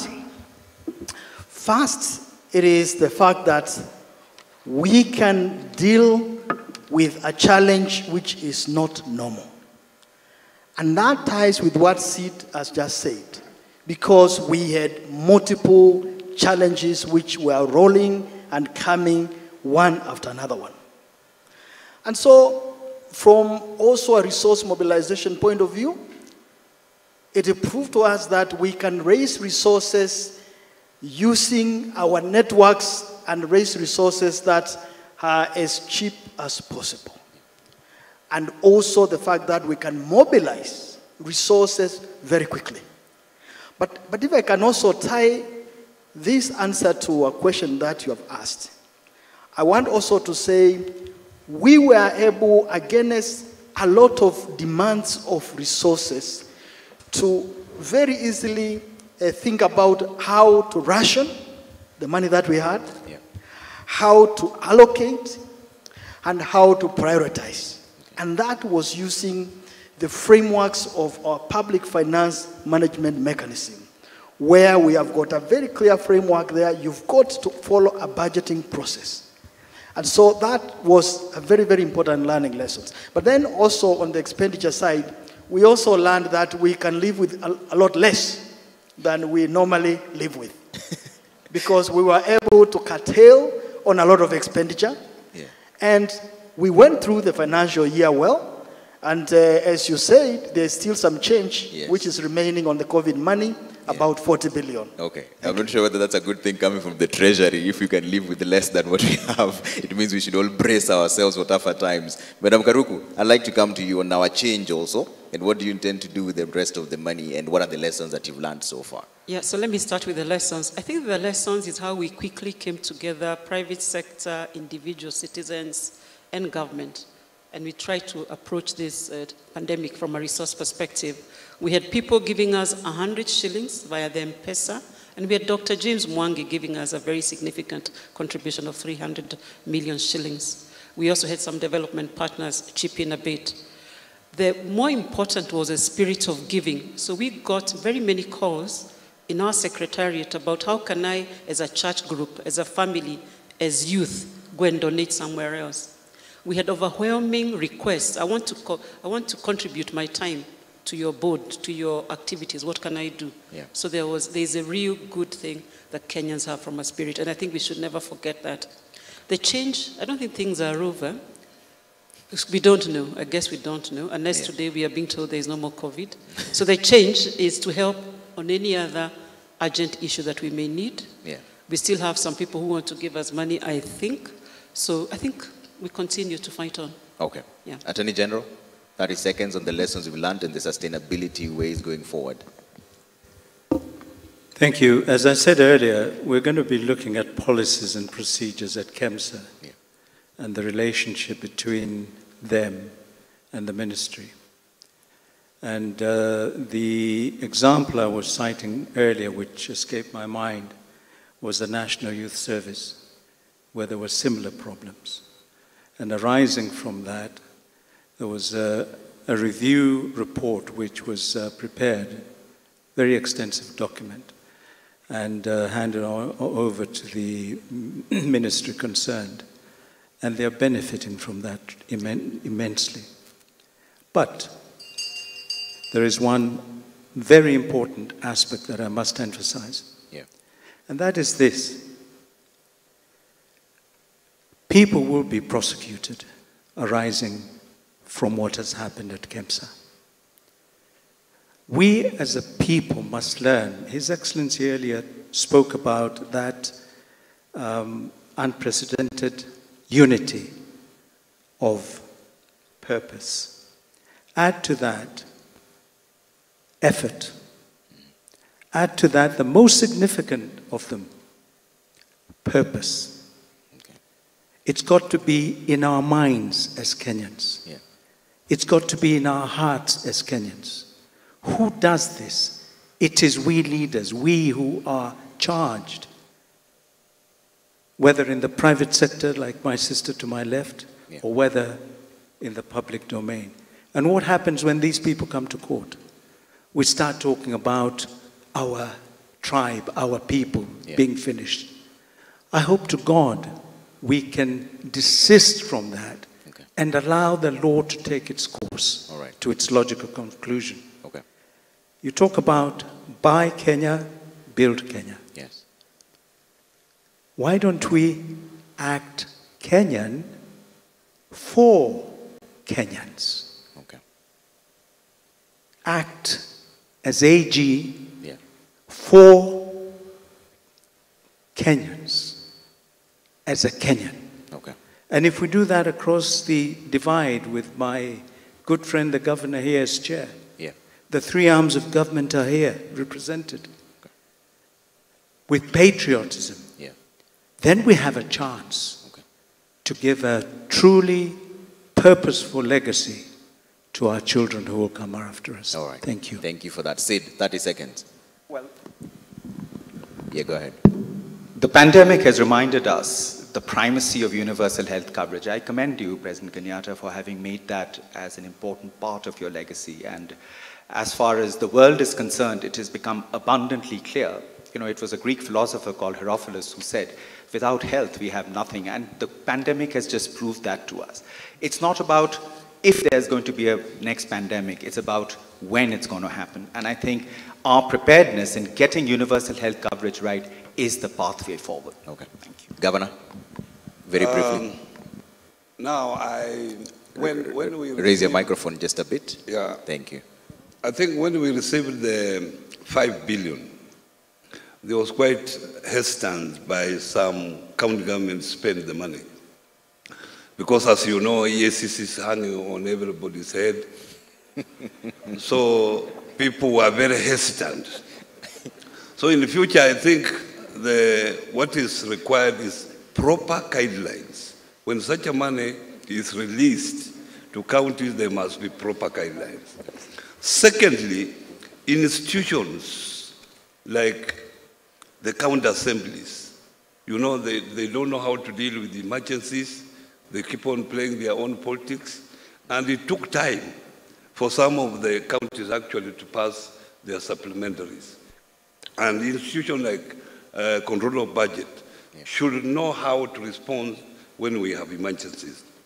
Lastly, we must also have, I don't know if there is a national policy on dealing with the infectious diseases. Okay. If it is there, then the capacity, the counties have the capacity have not been built at the county level, so that they understand that when such a thing happens, how do we deal with it? All right. Lastly, our working together as county government and national government, it has helped to contain this disease. All right. Thank you so much. A round of applause for my panelists as they walk out. That is the end of it. Thank you so, so much. Just kindly leave your microphones there. They'll be sanitized. And now, I'd like to call, you can walk out to the right. Thank you so much. I'd like to call upon my colleague, Joy Doreen Bira from DW to moderate the next session. It's about building back better lives and livelihoods. But first, I'd like to draw your attention to the screen over there. We're going to run a short video for you just to see what we mean when we say we are growing back better and stronger. My name is Trevor Mbija. Thank you so much for listening. Kenya, oh Kenya. You know, hunger is very, very terrible. Somebody is hungry, he can't do anything. So now is COVID-19. People have so much problem of food. They lost their job. That's why our now main function we are focusing as many people as we can feed. Present time we are feeding 2,400 people. In St. Paul Children's Home we are feeding 1,500 every day. At the same time we give food, we give knowledge also. Karibu kwa Recreational Food for Life Kitchen. Mimi naitwa Jacob Uchieng. So because the management walituomba kama tunaweza kaa ili tusaidie those who wenye hawajiwezi. We have been staying here for 2 months now. We accepted to sacrifice, tusione familia yetu, so that we can stay here and help those ones. We're praying that this pandemic goes away and then we go back and unite with our family. Mimi naitwa Lavangadash. Huu mpango wa chakula nakumbuka nilipokuja hapa mwaka wa 1995. Chairman wetu Umapa Tidas aliniambia niwe nikipeleka gari ikibeba hii chakula. Kawa naenda siku 7 kwa siku, Monday to Sunday. Tunabeba masufuria makubwa, watoto kule mwingine anakuja hata na kasuku. Tunawapekulia na wakiona gari tunasikia Hare Krishna wamekuja, Hare wamekuja. Na wakati huo nakwambia wa zamani nilikuwa napatia watoto 7,000 kwa wiki. Lakini siku hizi sababu ya COVID-19 hatutaki watoto sasa, mambo imegeuka. Sababu watoto hawajui social distancing. Tunalete wale watu wazima wanatuambia uko na watoto 5, tunakupatia sahani 7 sababu ya wewe na watoto wako 5 na mzee wako.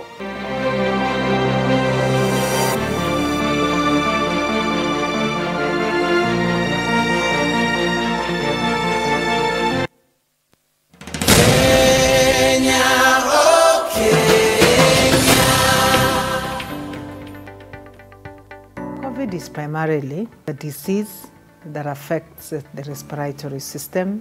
And therefore, we've had to deal with it as a health challenge and to ensure that we minimize the spread of the virus. The Kenyan business community has spent time and really risen up to the task to produce necessary medical commodities that used to be imported. Personal protective equipment, masks, and ventilators, and all these products have been previously imported. But I'm actually quite glad to note that in the space of 2 weeks, the Kenyan business community had adjusted themselves to be able to supply these goods. And currently, we enjoy goods that are made in Kenya. And as we stand, indeed, we are now exporting PPEs and face masks. We are very, very far towards developing the ventilators. And as we speak today, the one by Kenyatta University has already been certified by Kenya Bureau of Standards. The other important thing that has come out during COVID is the issue of technology and the fact that the fourth industrial revolution is here with us. So issues around the Internet of Things, 3D printing, incorporation of technology into the manufacturing sector and also into our supply chains. We have seen e-commerce take a front line during this period. And as we start opening our businesses, opening our schools, opening our places of worship, this is a young man who has responded to it by coming and developing thermal guns, which are all locally manufactured.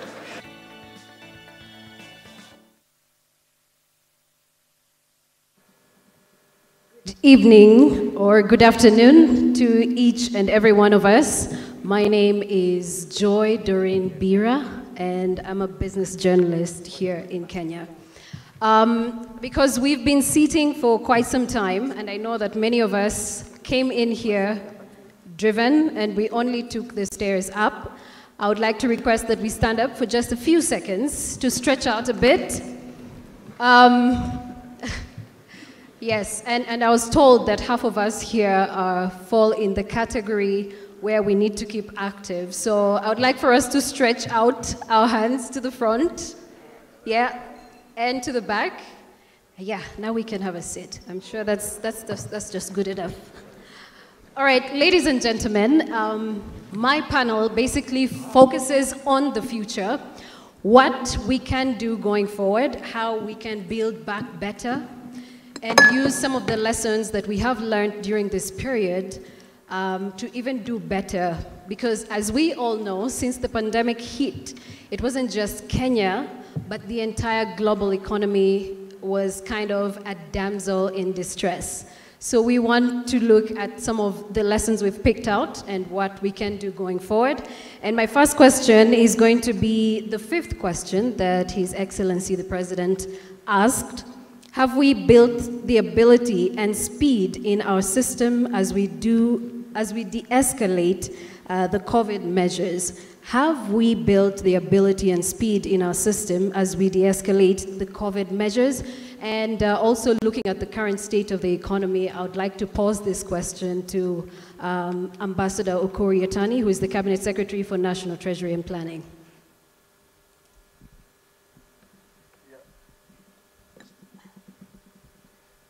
Foremost, let me take this opportunity to thank for this opportunity to put a few things right, to share from where we sit in the National Treasury. You are aware that, we've been hit by this shock like no other, no experience, no reference point to any time in history of this country. And therefore, IMF, which is one of the most important financial institutions, predicted doom for the global economy. They predicted a growth of negative 4.9% of GDP for all economies across the globe. That is massive. And through this, and then Kenya, they had predicted both in Kenya and the region that we are going to have a negative growth of 1%. And faced by the circumstance, we had to come in and understand how are we going to deal with it. Of course, trade has been affected, the productive sector has been affected, the financial services have been affected, and therefore also there is the compelling need to continue servicing the country, particularly in expending more on the health sector. And as a result of this, under the direction of our president, we are to come out and identify what are the critical elements that needs to be underscored. One, that there has to be a reason as to why we should contain sustaining liquidity in the economy. We are to cushion business, create, if not create, but at least sustain the jobs that are there. And additionally, there are also a significant number of this country, Kenyans, who either lost jobs or lost opportunities, and therefore they needed to be supported. Those were the parameters that we are looking at.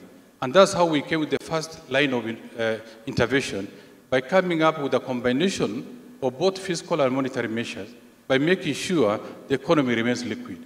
How did we do it? We had to take an equivalent of a pay cut as a government to reduce on the VAT from 16 to 14%. We had to reduce on income tax, both for corporate and individuals. Additionally, we had to forego taxes for any Kenyan who is working, who is earning 24,000 Kenya shilling per month. The net sum of all these, additionally, we also put pressure on governments, both national and the county government, to honor payment of pending bills. We had to carry out a refund of VAT to the tune of 10 billion. Additionally, we also support the vulnerable segment within our society by providing resources to the tune of 10 billion cash. The net sum of addition on the monetary front, the governor of CBK is here. We had to reduce the central bank lending rates from 8.25% to 7.25%. We also had to ask the suspension of listing of loan defaulters in the credit bureau.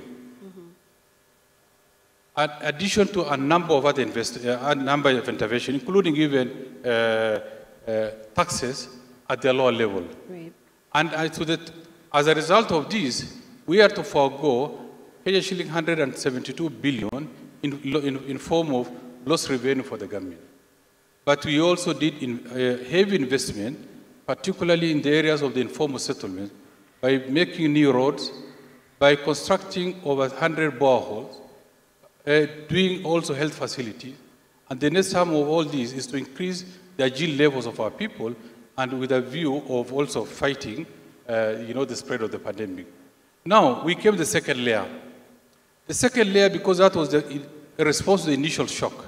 But in the medium time, we also came up with a stimulus package, where our motivation is to make sure that we not only create jobs, but provide livelihood for the people. That's why you see the Kazi Mutani. There works along all these, and the net sum of all these is to substitute mechanization of contracts or public labor using local labor. Right. Making sure that at the end of the day, we have decent work to do. We can also have money in the pocket and also support the local economy. So would you say we have built the ability and the speed in our systems to de-escalate? Very much. Yeah. Were it not for those immediate intervention, things will have been different. All And right. that's why Kenya is different from the rest of the region. And how is it different? All the vital indicators of the economy are actually, we have disproved the prediction that across the globe. We were expected to grow at a negative 1%, but now our growth is at 2.6%, the highest in Africa. Okay. And this is very positive. Yes. We have the inflation rate that was predicted actually to go through, the roof. But now we have an inflation rate that's lower than last year around this time, at 4.3, when last year was at 5%. Okay. And we are also lucky because God has also given us sufficient rain. We have enough food. And as a result of this, not only the supply of food at a cheaper rate, but also the adverse effect on the manufacturing sector has been mitigated because most of our manufacturing sector is in the agro-processing. I think those are things but importantly, we do not want to stop there. We are looking to the future, and we have come up with a recovery process that's going to take us for the number of years, and we are going to look at the micro stability. We are going to look at, resource mobilization, not from loans, but, within by ensuring that the PPP works as expected. And those are and also entrenching the place of ICT, because we've realized that indeed this can be a turnaround of the economy by investing in that area. So those are things that we are looking at. All right. I would like to pose the third question that the President asked. Were we sufficiently responsive to the unknown twists of this pandemic? And in looking at it from an industrialization perspective, CS Betty Minor, I would like to pose this question to you. Do you think that we were sufficiently responsive to the unknown twists of this pandemic, looking at it from that perspective? CS Betty Minor, the CS for Industrialization, Trade and Enterprise Development. Thank you very much. Okay, I think that's the. Thank you very much for that question, and thank you very much, Your Excellency, for putting this conference together. From where I sit, I think we can answer that in a very strong affirmative. There is a Kenyan often saying, I think your car breaks down on the side of the road in a small village, and somebody shows up, those cars that you could fix, and you explain, and they tell you, inawezekana. And it's a guy who just came out from nowhere. But I think that can-do attitude of Kenya is what has saved us during this period. The response, for instance, to production of medical commodities, CS Kagwe just mentioned it at one NARC meeting and said, we're running short of ventilators. Can these people make it? In the presser, immediately after that, we challenged the motor sector to come up with ventilators. In 2 weeks, flat, we had a prototype we were reviewing in our office.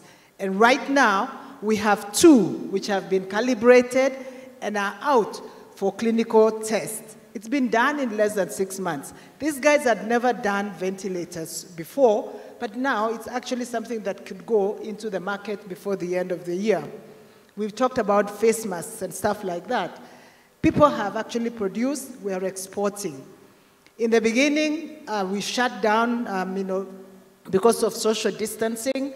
A lot of workers went home, but in no time, people had spread themselves out. We had shut down because of exports to Europe, because there was a collapse in the market there.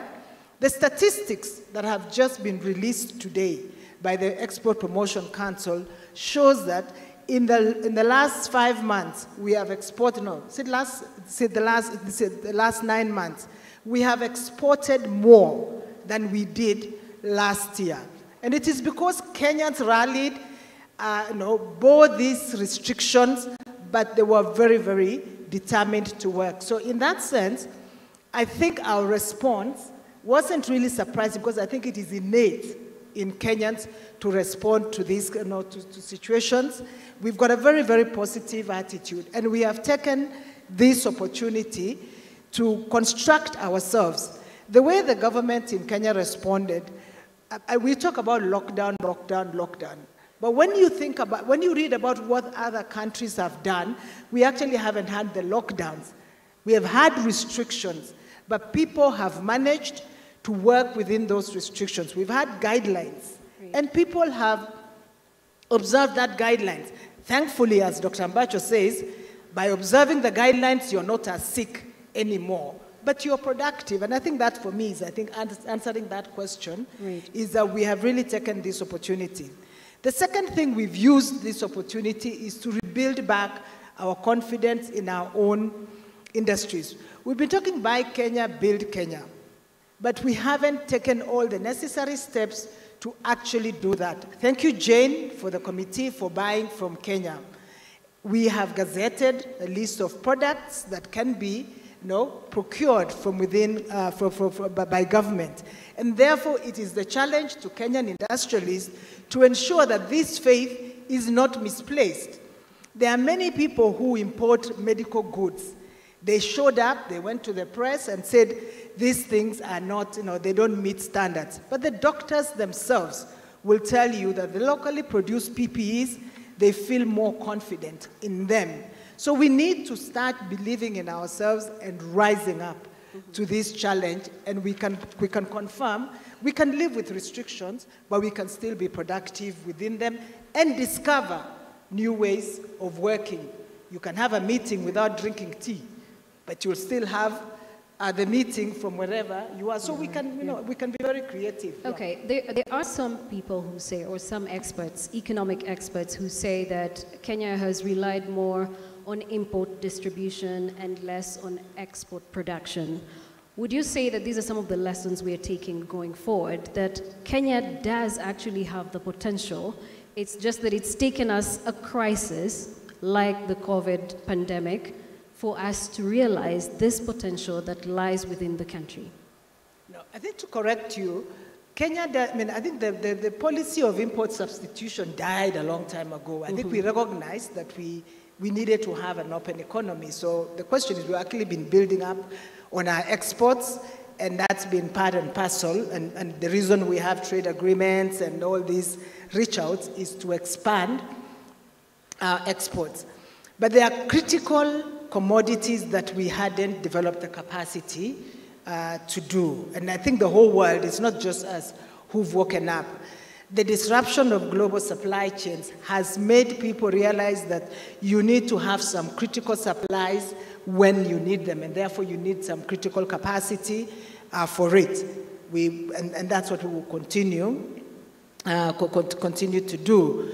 But we are only about 50 million people. We cannot just produce for ourselves. So we must have the capacity to produce for the rest of the world. And as we now work on implementing our export strategy, it's critical to look at the goods that other parts of the world import from others and confirm if we have the capacity to produce. And my confirmation and the confirmation we've had for ourselves in these last 6 months is that we have that capacity, and we need to merge the energy of the private sector and the policies of government so that we can produce better.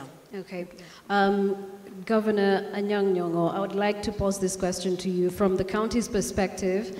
What have the counties been doing to support local economies? Because at the start of the pandemic and when the directives came into place, there was cessation of movement, and by so, most of the businesses that operate inter-county were affected. How have you been able to stimulate local economies at the county level and at the same time, still boost growth amid a pandemic? Thank you very much. I think that's a very, very appropriate question. Counties have not only been stimulating local industries and manufacturers during the pandemic, but even before. We have been investing in labor-intensive programs in the counties. I'll give you an example, such as in Kisumu, we have what we call Kisumu County Roads Maintenance Teams, which we use to maintain roads and build access roads, very much in the way that the Public Works Department did in Kenya some time ago. And we buy machinery from the local market, simple and complicated machinery, from wheelbarrows to slashes, tractors, so that these young people trained at the PC Roads College, can get employment, but also contribute to the building of the local economy. If you take the county of Busia, for example, in a program that is supported by one of the donors, Busia County has been able to establish a cage fishing enterprise in which there is partnership between the local young people, the women, business communities, and capital from diaspora. The government of Busia has come up with a very good formula whereby one person does not own more than 10 cages, however much capital you have, and the young people who are working in the fish cages can not only get employment, but some money is also saved so that make sure that their families can send the kids to school. I think it's an example worth following in the other enterprises, in other counties. And I'm quite sure that when we're going to be launching our economic recovery strategy for the county, we shall have time for sharing lessons, see how counties can still go ahead and stimulate domestic industrialization while also creating employment for our people. Second thing is to build institutions that can be able to stimulate local entrepreneurship. Again, I'll use my county, in Kisumu County, for example. We're just finishing the building of a business innovation and incubation center, where we hope that, again, young entrepreneurs can get the opportunity, when other overheads are paid for by the county government, develop their entrepreneurship. And finally, let me say the following.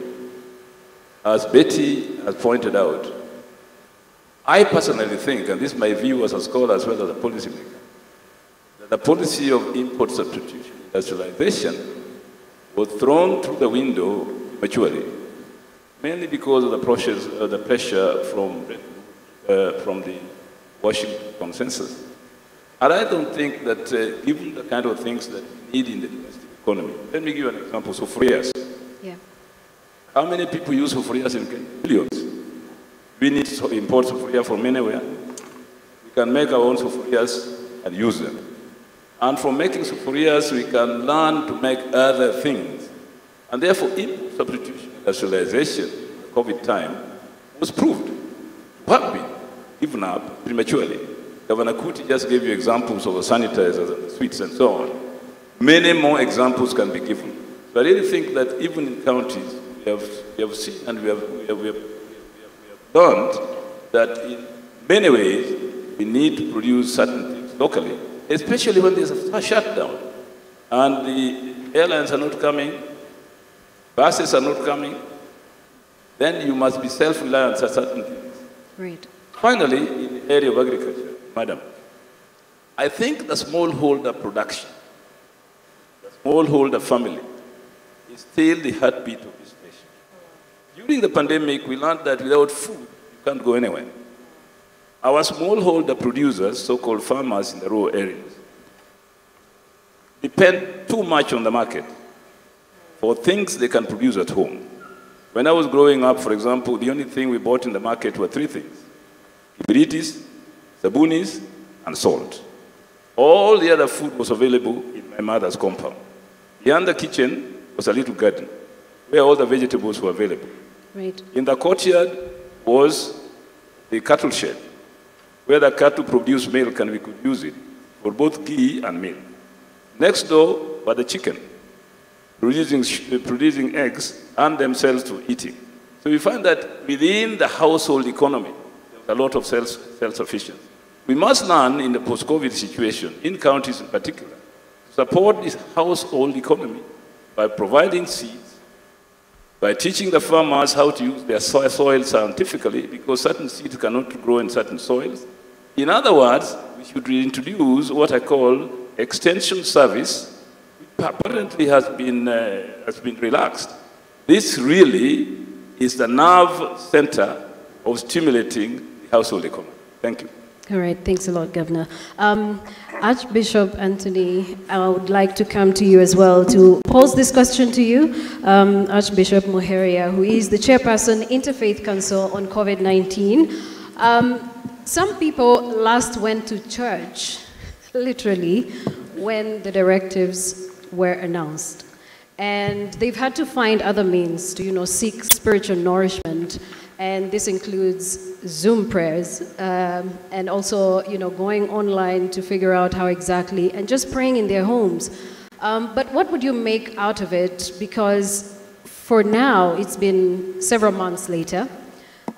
Do you think the congregation, the populations, are still close to God or to the spiritual higher power? Thank you very much. First, let me thank the invitation to be on this panel, because I seem to be the only one who doesn't have $1 written on me or a Kenya shilling. But fundamentally, on behalf of all religious leaders and the religious faith community, because it's a recognition of the power of hope.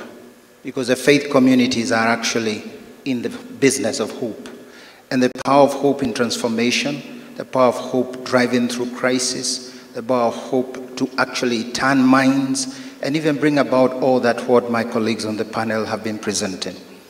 This, at the beginning, was not so obvious. We perhaps focused very much on the health, protection, and other areas which are more directly medical or just economical.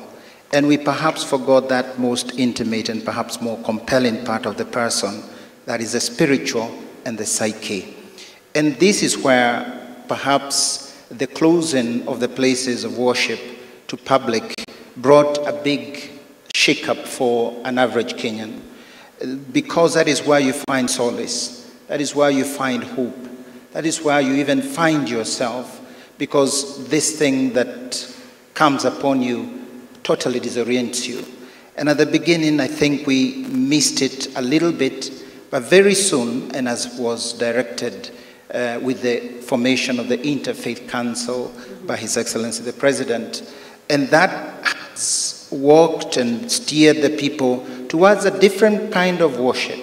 It is a connectedness that bridges the social distance, that bridges the physical distance, and bridges the spiritual distance. And that has come through technology. Of course, most of us didn't know Zoom before COVID, and we discovered it. And from having a congregation of 300, you end up having a congregation of 3,000. From reaching out maybe before to only 100 hearts, you suddenly find yourself reaching out to the whole world. And this, I think, is a fantastic achievement, because that will not end now. It is about finding out how we can scale up this kind of connectedness. At the same time, I think that people have been a little more attentive, because the vulnerability of the human person has been exposed. Irrespective of your level of social status, irrespective of your financial status, and even technological advancement, we find ourselves all at equal ground when COVID came in.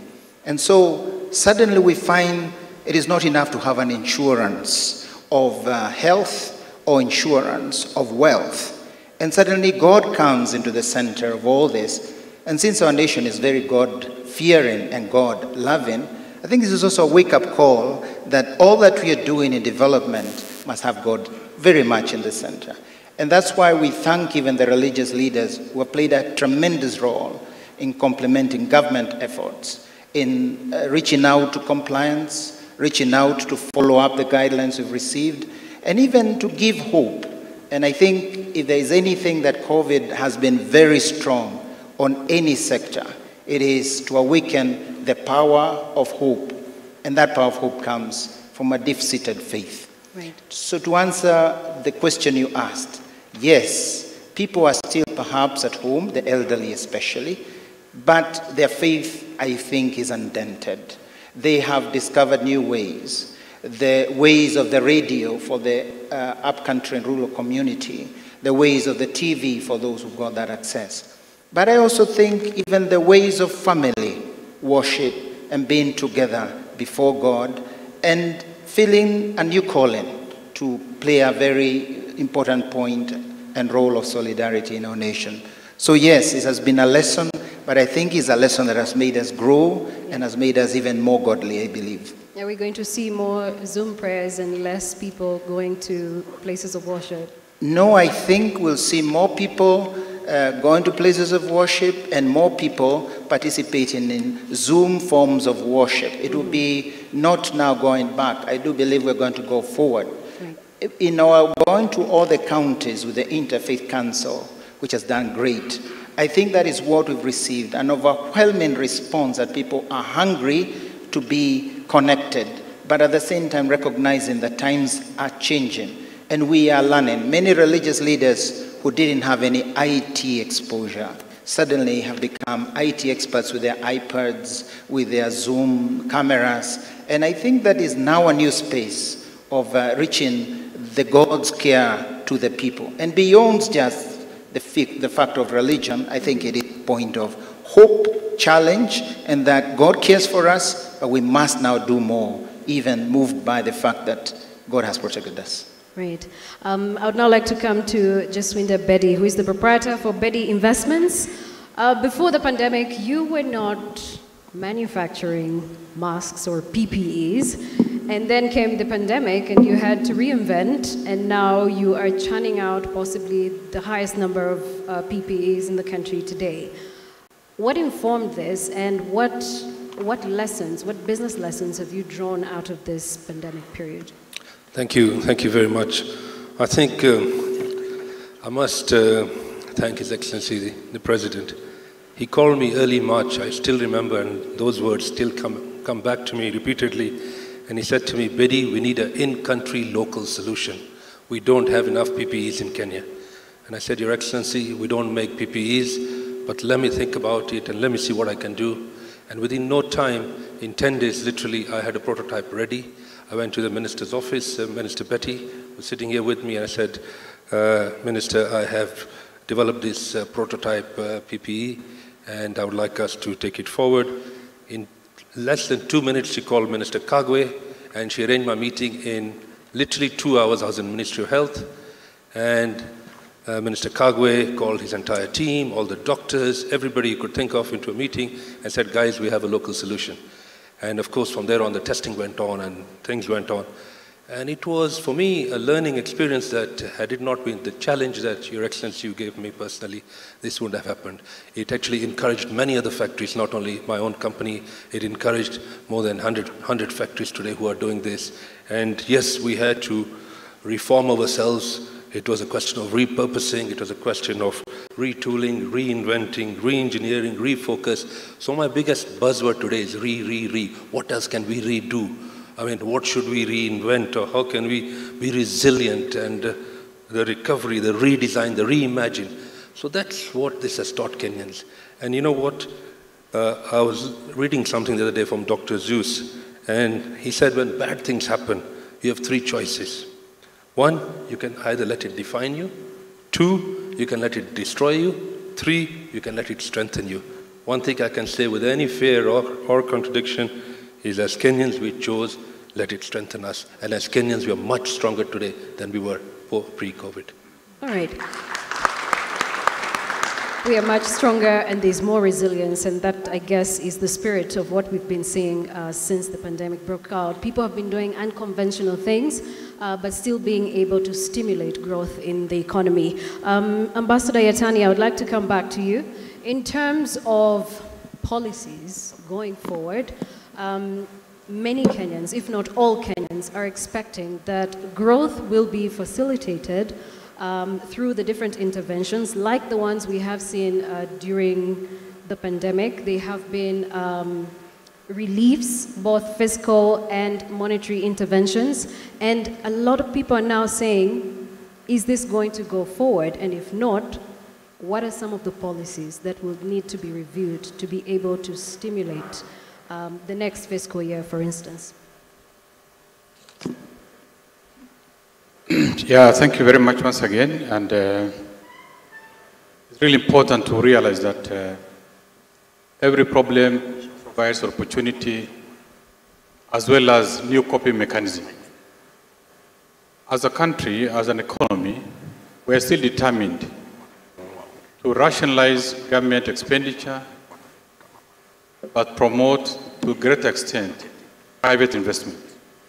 And to this we are now trying to support, by all means, particularly the micro, small, and medium enterprises, by coming up with a credit guarantee scheme, where the national government has already provided a seed capital of 10 billion, and as a result of engagement with the banks and other institutions, we already prepared the framework and will be rolling the next few weeks. This now will provide access to the SMEs, where they'll be engaging in the various fields, create jobs, create markets, create opportunities. Additionally, we'll also continue to invest on the Agenda 4 projects, because they are the life, the blood of this country. When you look at housing, when you look at jobs through manufacturing, when you look at the universal health coverage, when you look at food security, these are basic human requirements. We are going to invest heavily to ensure that they continue providing jobs and opportunities for the rest of Kenya. We are also looking at policy reforms in the tax areas by seeing that, so that our policies and taxes will be more facilitative for a good business environment rather than punitive, or rather than just as a basis of collecting revenue. And to this extent, we are now reviewing part of taxes, like, the turnover tax. You remember, at the onset of this challenge, we are reduced from 3% to 1%. And we want to continue sustaining that, because that's where most Kenyans are, and we want to be more facilitated. We also want to streamline tax administration by making sure that people who are supposed to pay, they pay without options, and ensuring that, there are no leakages. But to a great extent, we also want to grow the base. Rather than, just tax a few people, we want to grow the base by ensuring that most Kenyans who are within the tax bracket pay, because we cannot survive without those taxes. We cannot survive without revenue. We want better and enhanced service delivery. We want to achieve more development. Because I think I also need to mention this. At the time when we were hit by this challenge, we were actually on a turning point where we said we were going to work on a fiscal consolidation process by making sure that, we reduce our appetite for loans, particularly commercial loans, completely getting rid of commercial loans. And you have to borrow. We borrow sustainably. We borrow from the concessional window. But, the magic about it is that you can only substitute with your own revenue. Casting the net wider and have, without necessarily compromising on growth. These are what we are looking at. And I want to say with satisfaction that today, the last 1 year, we have not borrowed commercially. Kenya has never defaulted on any loan. And by any index, we are among the most favorable, because if you look at, sometimes for you to achieve faster development, for you to achieve more development within a very short time, and also as a stimulator, like the infrastructure projects, they enhance trade, investment, and opportunities by creating more jobs. But how do we now achieve all this within a very short time?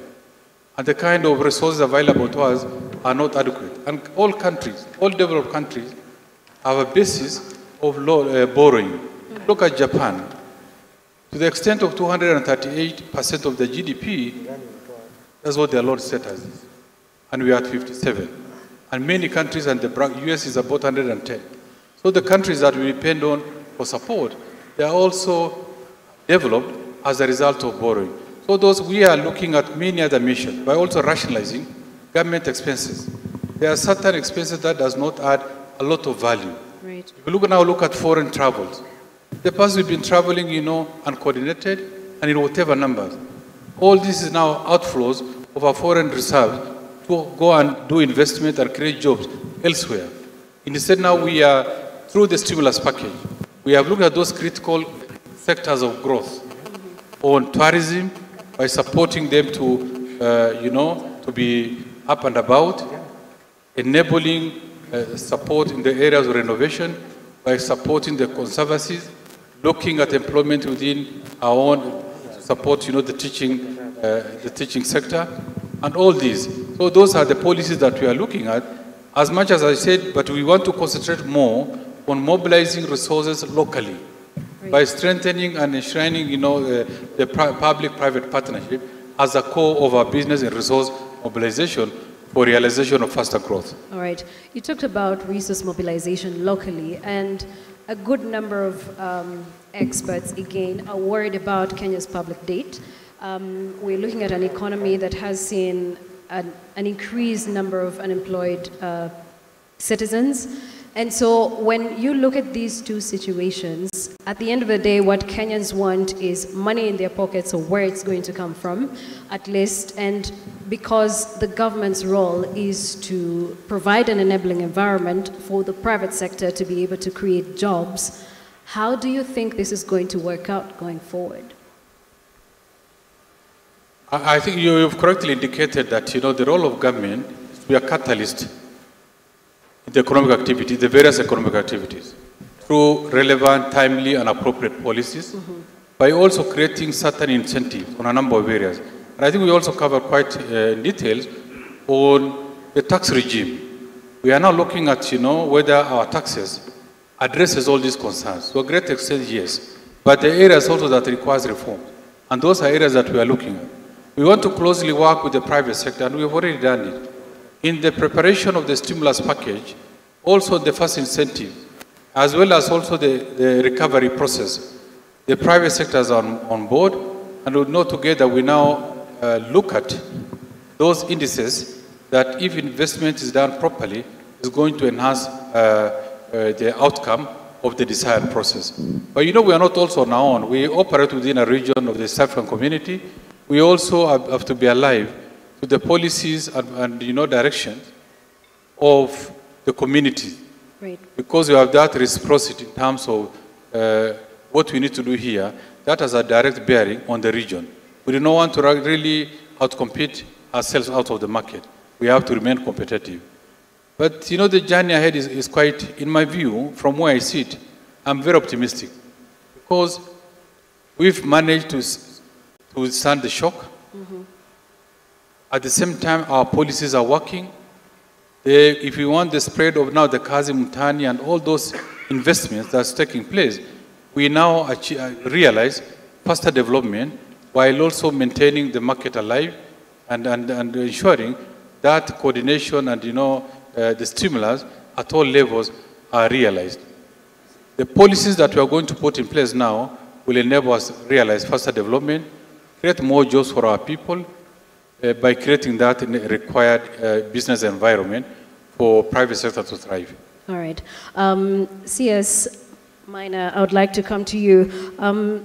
In terms of the different job creation policies in this case, I would say that Ambassador Yatani has talked about, we are also looking at the opportunities that are meant to come out of this economy that the entire Eastern Africa region looks up to. Talk to us about the opportunities going forward for that small Kenyan business person that would like to thrive in the economy, for the medium-sized businesses, for also the large-scale businesses. They're all looking for opportunities, both locally and outside of the country. Where are these opportunities, and where do you think some of the challenges could be for the business people in the country? Thank you. Thank you very much. I think the opportunities are in every sector. I think there's lots that has opened up for us locally, and the fact that we know we can produce these things that we currently import means that there is a great opportunity in the domestic market in meeting, because the imported things are still very expensive. I mean, even just getting them here. The fact that if we can produce them here, we'll be able to meet that demand. Now, there are very many different sectors within the economy. So clearly, I think that's the answer. But the second answer is that there's also a great opportunity in the external market. The Africa Continental Free Trade Area, for instance, we've done an analysis, and it shows that even just basic foods, processed foods, there's a lot of opportunity because that is currently imported into the continent. So for our agro-processors, these beans that you pack and only send to Europe, you can actually pack and send to Cote d'Ivoire, you can pack and send to Congo. The fish that we have here, with the chicken, for instance, people will tell you in Congo, they can't get good chicken. And here you are, we say we don't have a market for it. So there's a great opportunity for agro-processed products within the continent. There's also a great opportunity outside. The trade negotiations that we undertake, whether within the East African community or with our partners in Europe or with the US, are always informed by an objective of expanding our markets. And what that does is that it also expands opportunities for investment. There are people who come to Kenya to invest here because of the promised market in Europe.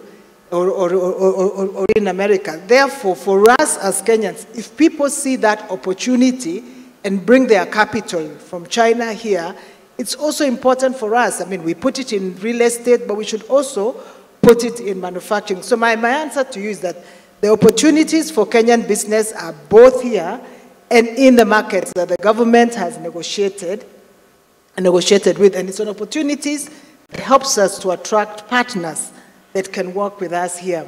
I had the bell, so I guess I better stop there. Yeah, all right. Governor Anyang' Nyong'o, I'd like to come back to you. You talked about the different initiatives in Kisumu County, but one of the challenges that Kenyans, business owners, experience today in the counties is the fact that they're not streamlined business regulatory frameworks to allow them to operate freely. And so this in itself is a challenge. How do we, going forward, make sure that these are streamlined to allow for better business conducted at the devolution level? I think that is a work in progress, really. And I think together with the Ministry of Industry and other government departments, the Council of Governors is working very closely to make sure that rules, regulations, and procedures are streamlined. I'll give an example, the area of taxation. I think there's been a lot in the press about businessmen experiencing taxation across borders in counties. You have to have a license for this and the other. But I think this is a national problem, really. If you take, for example, the cost of production of any item in any industry, very much affected by energy. If you look at the bill you pay to Kenya Power and Lighting Company, those of us who use these tokens, you'll find that 30% of what you pay is taxes. And this is prohibitive. Now, the counties too would like to raise certain domestic revenue to finance their development. Many counties have established youth enterprise funds, women enterprise funds, and so on, so that to support local entrepreneurship. Now, I think it would be good if we had a meeting like this with the national government to rationalize some of these taxes and ways in which we can stimulate domestic production and entrepreneurship. And so I think that that concern is genuine. It's a concern the Council of Governors has also taken very seriously. Recently, when we undertook this study of economic recovery in counties, I was amazed at the various projects and initiatives counties are taking to stimulate domestic industry. Data is not there that we knew, but this study has revealed us a lot of information and data. That means really that both at the county level and national government, we should invest heavily in research and in universities to give us information on what we are doing and what we ought to do. I think in the area of health, for example, you found that when the Ministry of Health wanted to know whether we could produce a local vaccine, they approached the right institution, Kenya Medical Research Institute. Right. And that approach itself showed you that the Ministry of Health did not know or was not quite aware what the KEMRI was doing in terms of doing research in such vaccines. And you remember a debate ensued whether the ministry had invested enough in KEMRI and so on. But this is a reality in our country. I think the reliance on data for policy making is important. And COVID showed us that good data leads to good policy. And therefore, at the county and national level, we are really not going to do much if we don't have good regulations to stimulate research, get good data to make public policy. Lastly, let me say the following. I think we're a country of great potential, really. And this COVID-19 experience has shown that this potential is not fully exploited. I think in our countries, we have a great potential of having poles of industrialization.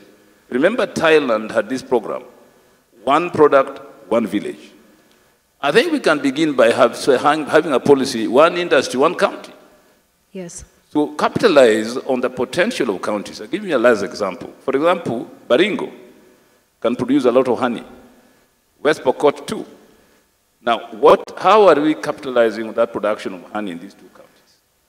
Secondly, in lots of counties and central province, avocado is now a going concern. Everybody is trying to produce avocado. And there's a lot of demand for avocado in the global market. Mm-hmm. Now, to what extent can avocado be produced in other counties? And what type of avocado? Have we done the soil chemistry in our counties to see what kind of agriculture can best give the highest results in agricultural production in these counties? Now, that means that our previous investment in research institution in the area of agriculture, to what extent have we kept on putting money in that research to tell us what our potential is and where we can invest in agriculture for the highest productivity? I think this is what we learned from this COVID experience, that we have left a lot of our potential lying below the radar and not exploiting them properly. Thank you so much. Okay. All right. I would like to come to just Winter before I can give the last word to our Archbishop. What more support do you think the government can give to businesses across the country to allow them to thrive? Thank you. I think the government, like the Minister said, were very quick in the way they reacted and very quick in the way they implemented policy. They brought the VAT down, they brought the income tax down. And one thing I must commend His Excellency, the President, is that the cash deposit ratio with all banks was 5.25%, and he moved it down to 4.25%, releasing 37 billion shillings for Wanjiku. Right. Unfortunately, that money didn't make it to Wanjiku. That's another subject. But the truth of the matter is, government did a lot. Did private sector reciprocate? Yes, they did. Could we have done better? Yes, we could. What did we do wrong? Few things that I think funding is the single biggest challenge to most industry and most micro enterprises in Kenya today. And that funding, we must unlock funding. Great. If you saw the rest of the world, you saw Europe, US, they were throwing money at the problem. We were taking money off the table. Okay. Big paradigm shift needs to happen. And if we can fund Kenyan industry and Kenyan entrepreneurs, Kenya is going to fly high. I can guarantee you that. A paradigm shift. Our Archbishop Anthony Muheria would like to give you the last word. Kenyans are, to an extent, depressed, understandably, because there's been loss of lives, there's been, teen pregnancies, gender-based violence, and all these things happening in our societies.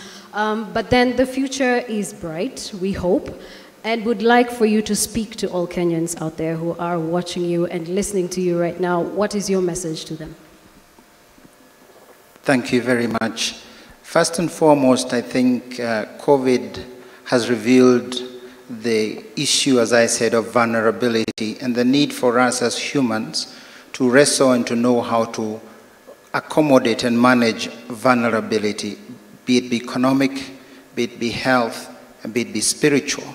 And also here too, be it be also in the area of mental health. We have seen that it has revealed the underbelly of family health. In other words, that our families are having bad health. We've had so many incidents of domestic violence. But I think this is going to challenge us going forward, that we must have a kind of a programmatic attention to the human person, not only about the well-being in terms of economic, but above all, the spiritual psyche and the environment that will manage them to reach that peaceful, harmonious living and also achieve their goals. We are in the mission of hope. And I think this is what would like, if you allow me to conclude all what we have discussed, is that COVID has taught us, if we keep a firm grasp of hope throughout, irrespective of the challenge and the threat, that hope will drive us humanly to do much greater than even what we had thought before. The second, that hope is not a line that is not connected. That hope is a connection to God. When we started the COVID struggle or the fight, our President, His Excellency Uhuru Kenyatta, invited us to pray to a national prayer day. That was a first sign across the globe of a country that thought that was very, very important. I think we as a country must not lose that perspective. And the hope is connected to God. And finally, that even the challenges, including the challenges, need skills. It is not enough to have goodwill.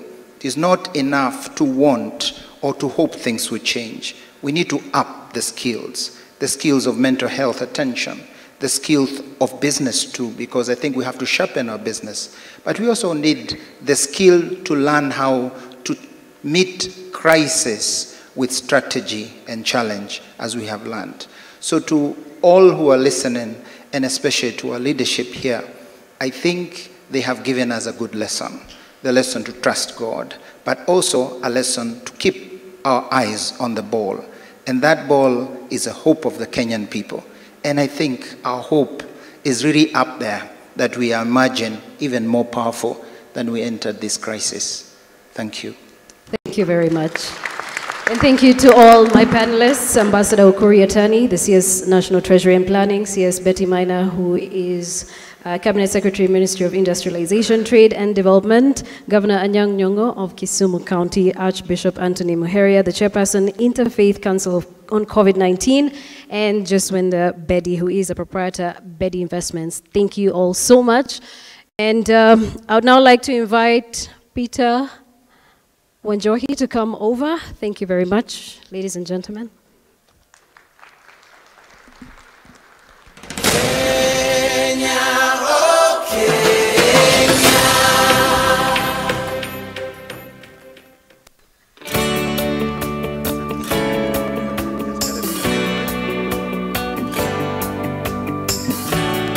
The National Hygiene Program, also known as Kazi Mtaani, is a national initiative designed to cushion the most vulnerable citizens living in informal settlements from the effects of the COVID-19 pandemic.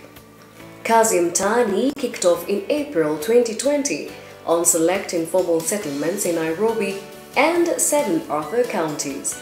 The program employed over 26,000 workers in the informal settlement. As a government, we have started to harness the energy of our young people, engaging them in the National Hygiene Program that is more commonly now being referred to as Kazi Mtaani Initiative. We started a project to not only rehabilitate, but to ensure that they earn a living.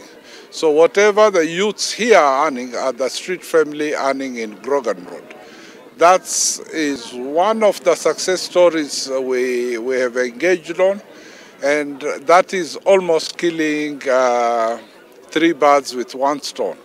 One, we have given them employment to rent their own shelter. Most of them are now not living in streets. Thirdly, we are trying to change their mindset by having 1-hour lessons conducted by National Youth Service on how to rehabilitate them to return to normal life. Tunachapa kazi, by the time unaenda home, umechoka, unashawa, una relax. Maneno ya usalama imeimarika. Ninaambia hadi president wetu asante sana.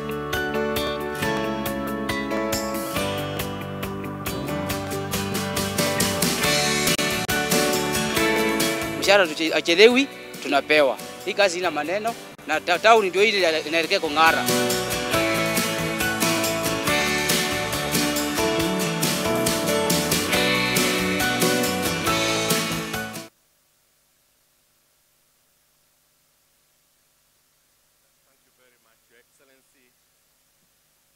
I think it's important we applaud all the panelists and all the moderators for a job well done.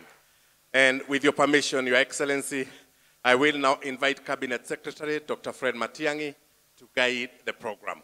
I will most humbly request that we strictly follow the timelines that we agreed. Kindly, Waziri Karibu.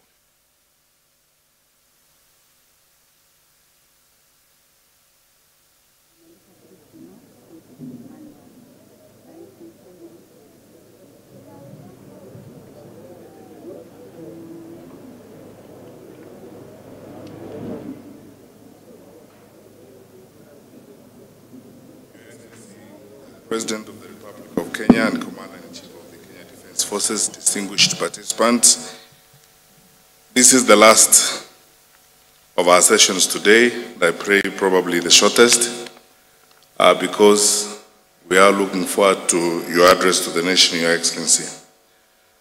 And with utmost humility and tremendous respect, may I request the following honorable gentlemen to come up front. The Honorable Senator Kenneth Lusaka, the Speaker of the Senate, the Honorable Justin Muturi, the Speaker of the National Assembly, the Honorable, the Chief Justice of the Republic of Kenya and President of the Supreme Court, Mr. Justice David Maraga, the Honorable Musalia Mudavadi, the Honorable Wycliffe Oparanya, the Chair of the Council of Governors, and finally, the Right Honorable Prime Minister Raila Odinga. During this session, Your Excellency, we will give the leaders of the other arms of government who are here and the critical role players in this process an opportunity to each make very short reflective remarks or responses to what has happened today and what the experiences have been in the war against COVID, because as leaders we believe they too have a perspective on what has been going on and how we will move to the next level. I would like therefore to request, I have been asked by the moderators just to spend about 10 minutes, which means about 2 minutes or so for each one of them. I would like to request the Honorable Musalia Mudavadi to start us off.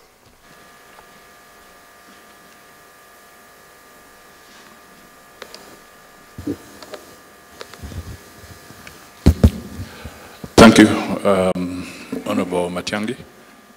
Your Excellency, the President, pongezi for gathering us here today so that we can reflect on the state of the nation and also be able to think together on the way forward.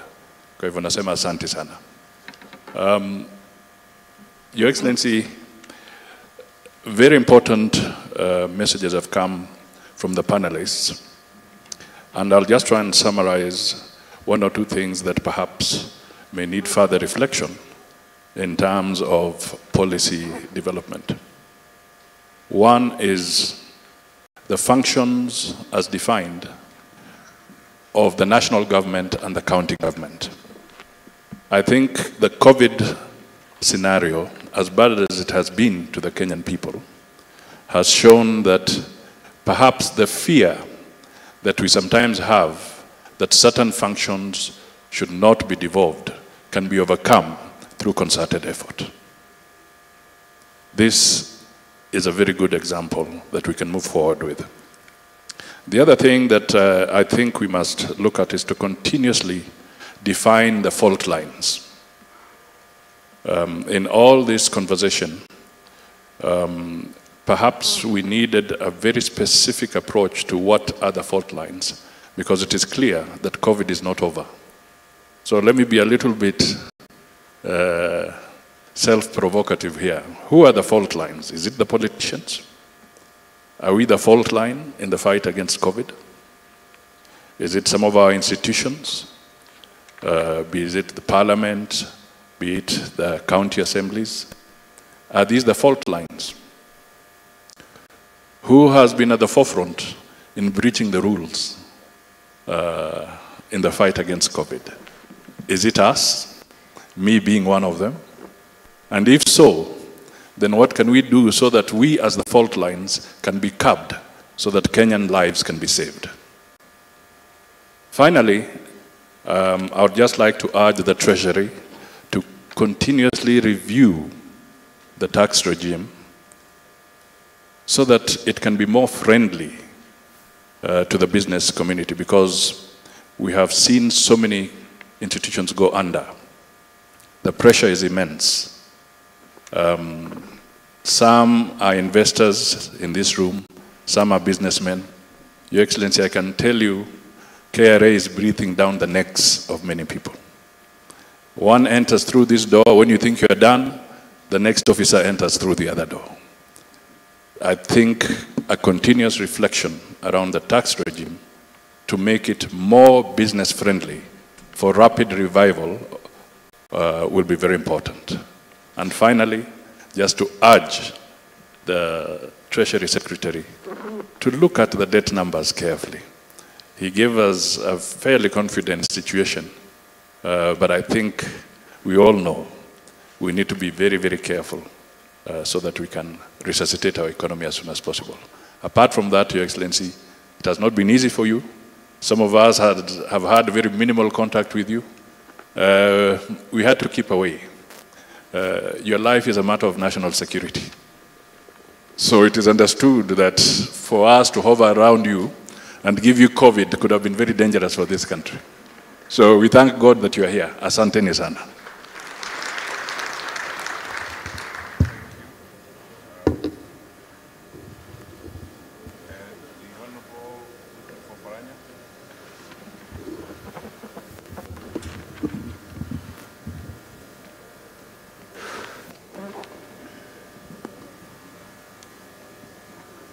Thank you very much. I think as a person, I had a chance to make a few comments, and now I have a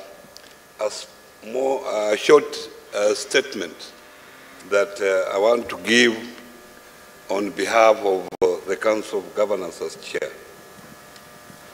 Your Excellency, on behalf of the county governments, I take this opportunity to express our gratitude for inviting us to participate in this conference. We appreciate your continued leadership over the last 6 months. The protocols and guidelines developed since the first case was confirmed in the country have been useful in enabling the counties to confront the virus and reduce the infection rate. Kenyans' efforts, as you are aware, has been recognized globally, and we congratulate you for your leadership. Today's conference is integral in the Kenya's COVID-19 journey. As we have heard from most speakers who are here during the panel discussions, has enabled the participants to reflect on the measures that both levels of government put in place to combat the pandemic. The speakers also reflected on the efficacy of the intervention, their effectiveness, and make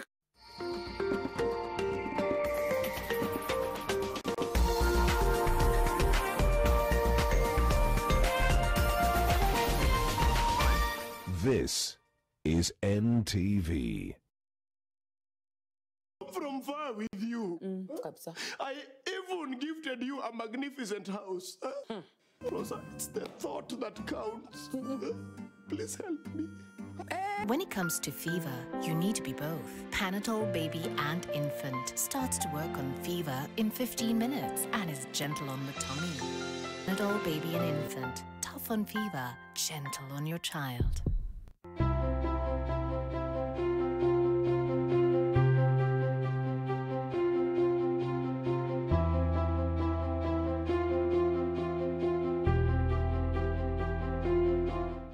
And we are very thankful because Equity Bank allowed us a moratorium of 2 years, and this has really sustained optimism as an organization. Long live Equity, we value Equity Bank.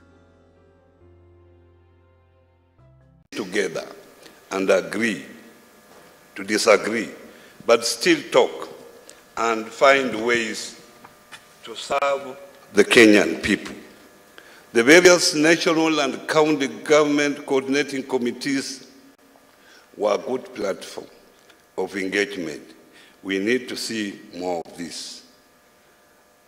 As at the onset, during the disease, the county government had various gaps in key areas. For example, they had as little or no local capacity to produce PPEs.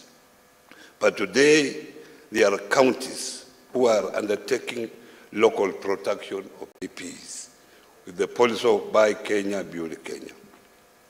In March 2020, county governments had 56,328 health workers.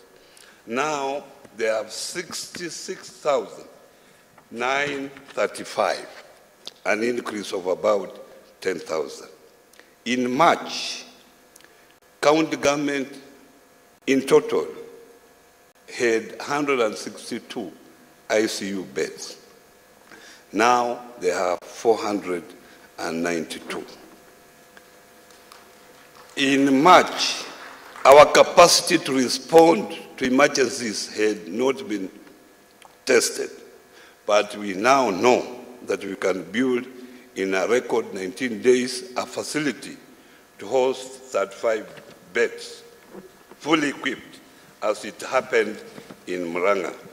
Your Excellency, the Council of Governors is documenting the county government story and journey about COVID-19, a publication that will be a must read for purposes of handling any future crisis. And thank you very much, Your Excellency, for giving us your forward for that document. The COVID pandemic crisis was in many ways a shock, which after a period of astonishment has caused an awakening to the inadequacies in the Kenyan society, but also to the opportunities available that we have not been paying attention to.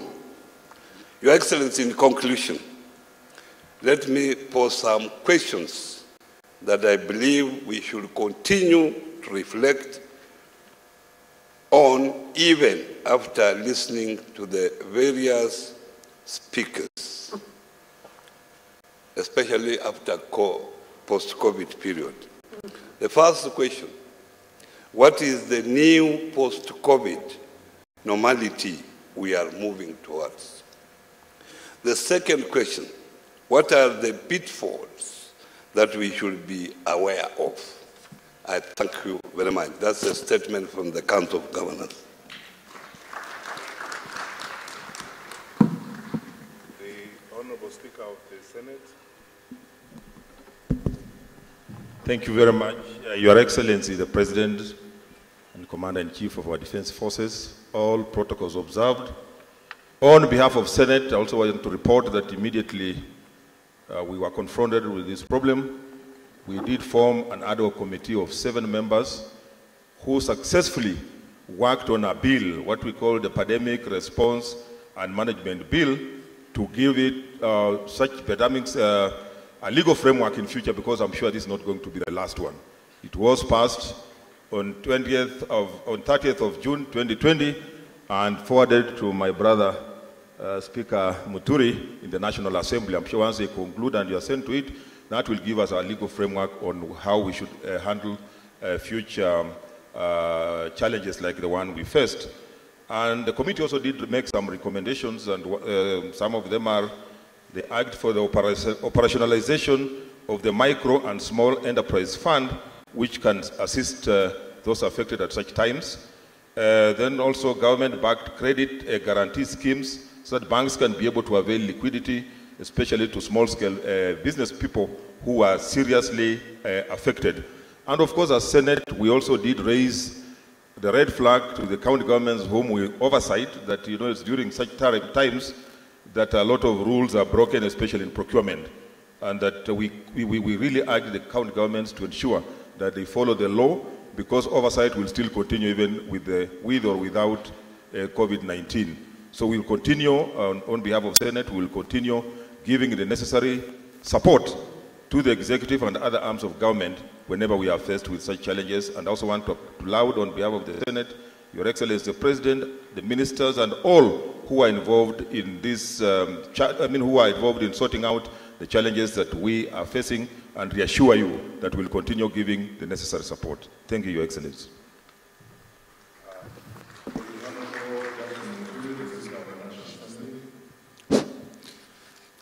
Thank you, Your Excellency. just to appreciate the statements that have come from the various speakers who have spoken to us this afternoon, and to state that at the National Assembly level, and indeed as Parliament, we remain very focused about what policies we need to put in place. Of course, the various measures that CS Yatani has talked about, and the Honorable Mutai Kagwe, they will not have run the force of law if we did not remain engaged. And we therefore would want to assure that going forward, all that may come from the executive with regard to policies necessary to address the post-COVID-19 period will find us ready to engage with because it is not rocket science to really appreciate that, yes, as has been said by Archbishop Muheria, hope is extremely important at this time. Thank you very much.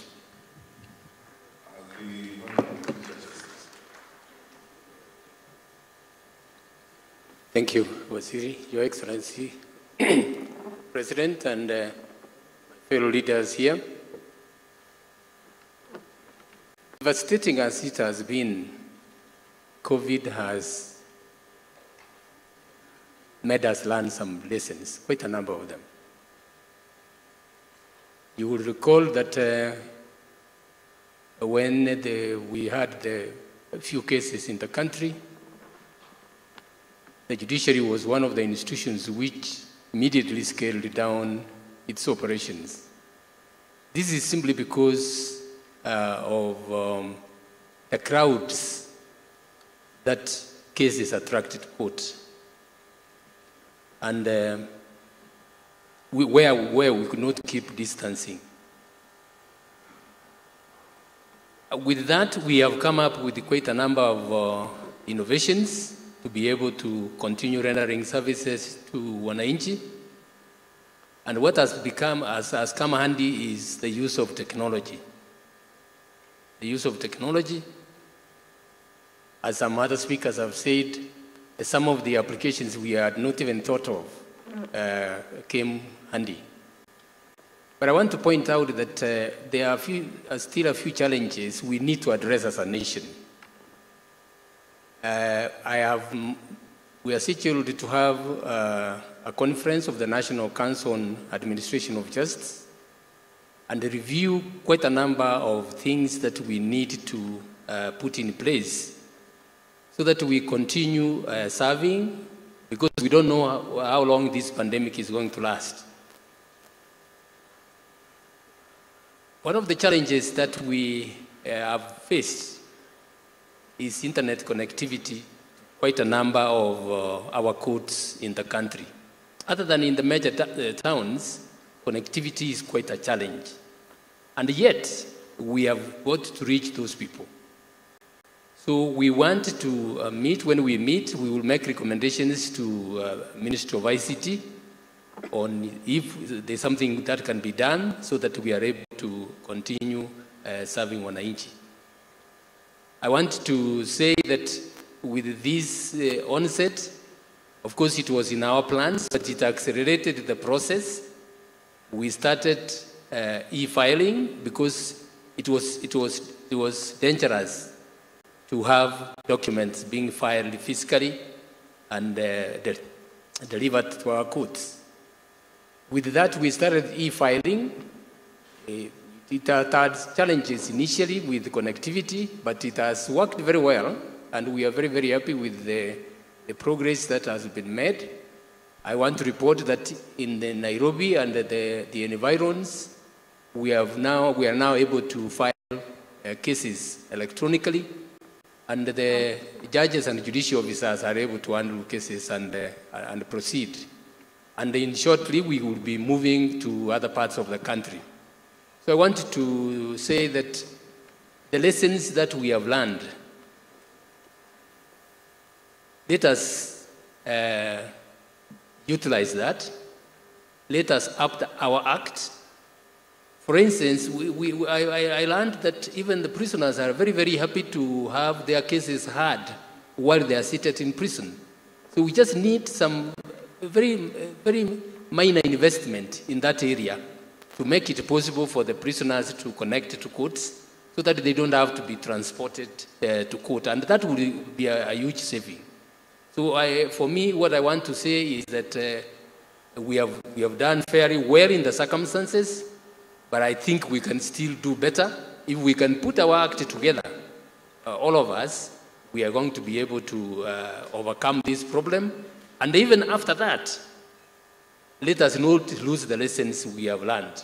We have very few, for example, document examiners in the country who are required all over the country, all over the country. With this, the lessons we have learned from the COVID pandemic, we are not going to require those people to travel to courts.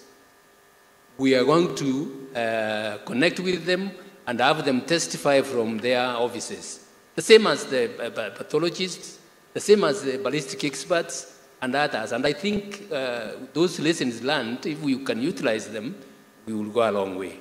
I want to thank the Kenyans for the cooperation we have had, and let us continue and we will succeed and get this over. Thank you very much.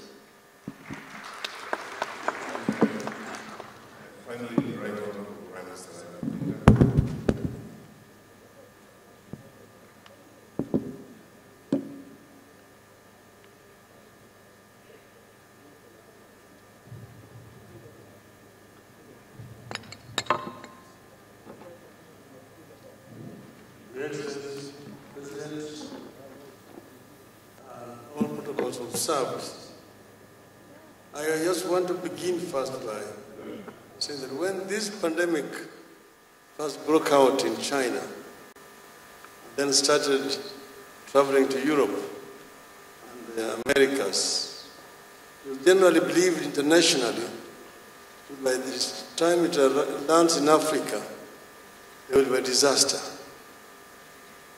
That it will eventually end up like an African epidemic, like malaria, bilharzia, HIV/AIDS, and so on.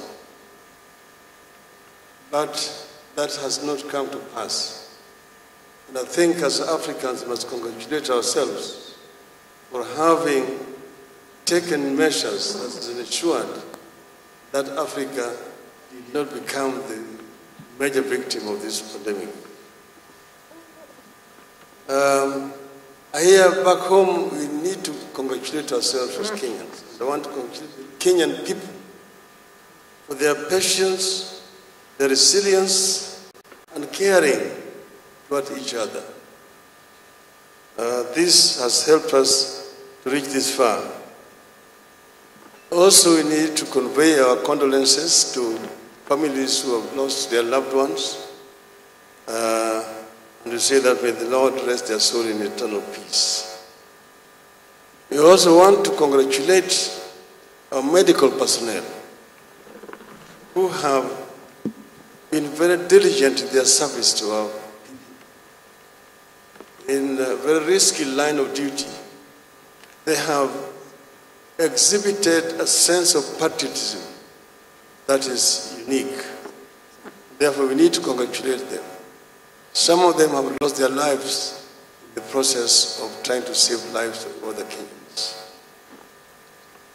We also want to congratulate the Ministry of Health under the leadership of my friend, Honorable Mutahi Kagwe, who has continued to guide this country, giving vital information to our people, what needs to be done during this period of time. They may not have been perfect, but nowhere in the world have they in any country been perfect dealing with this. So we thank them and congratulate them. Then our religious leaders who heeded the call by the government and shut the institutions of worship, whether they are churches, mosques, or temples. We know the kind of stress that this imposed on them. But then they also so that they had a duty to protect lives of our people.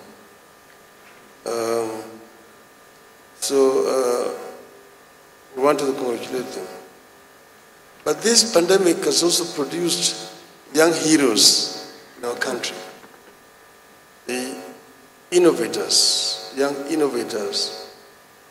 There are people who are able to produce ventilators, beds, masks, PPEs, and so on in this period of time.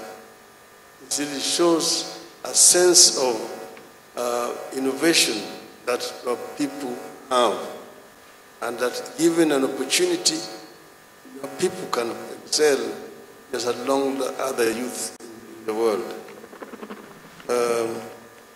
Then we want to also thank our small-scale farmers. Let's remember them. Those who produce cassava, potatoes, fruits, maize, millet, chicken, and so on, who have continued to serve our cities and towns during this period of epidemic. From Busia to Kitui, to Mandera, to all over the place, they've done commendable work. Then we have also our truck and van drivers, border riders, who have provided a critical link between the production and consumption supply chain. Some of them have been doing this thing at great risk to their personal safety. But there's something that we have learned from this, Mr. President. Is our reliance on imports in our country is risky and dangerous. When the world shuts down, like the world is shut down, you find yourself in a situation where you're completely helpless. That's the reason why we're saying that made in Kenya and made for Kenya should not just be a slogan, but it must be something that we want to realize. That we must begin to manufacture certain essential things like pharmaceutical products, food products, things like textiles and so on, we need to produce in our country.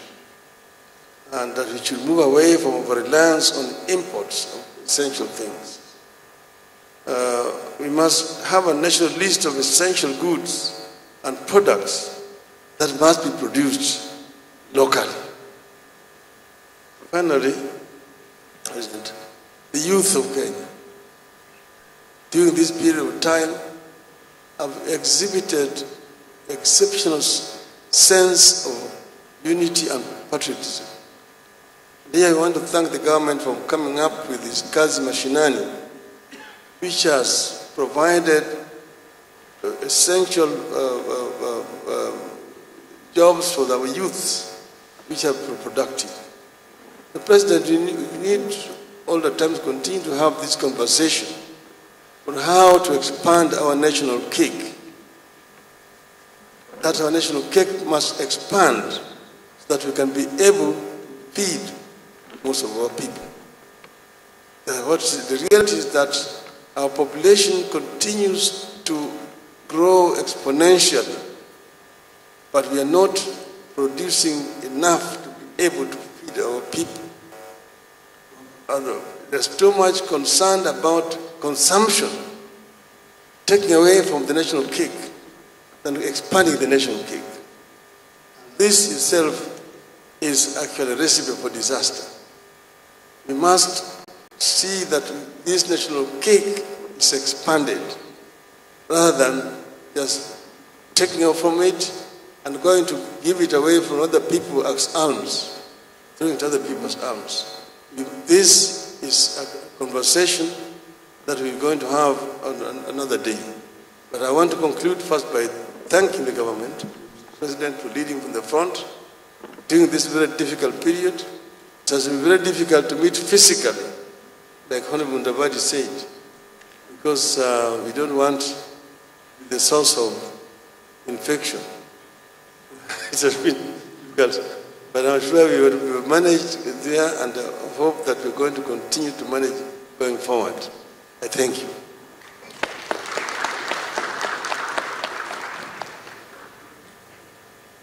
Your Excellency, distinguished participants, I request the gentleman up front to remain seated there for the next few minutes.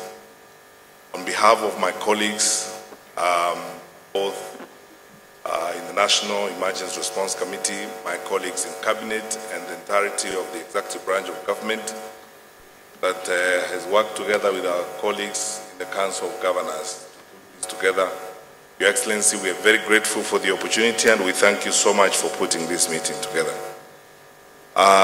Ladies and gentlemen, we've come to that point that we have all been waiting for, and it's now my distinct pleasure and privilege to request you please to be upstanding as I invite His Excellency, our President, to speak to us and bring this meeting to an end. Your Excellency, sir.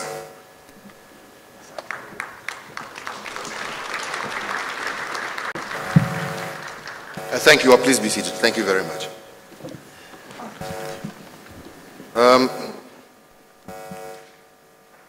Fellow Kenyans and conference participants, my greetings once again. But before I begin with my concluding remarks, I would want to request that each and every one of us stand for a minute of silence for the 700 Kenyans whom we have lost during this period.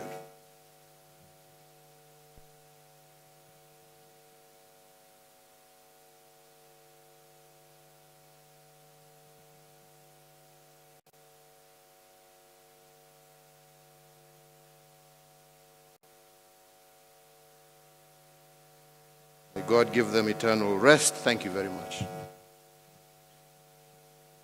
Let me once again say how delighted I am today as we conference together, bringing teams from across the country and across the different sectors, teams that have shaped our national response to the coronavirus pandemic.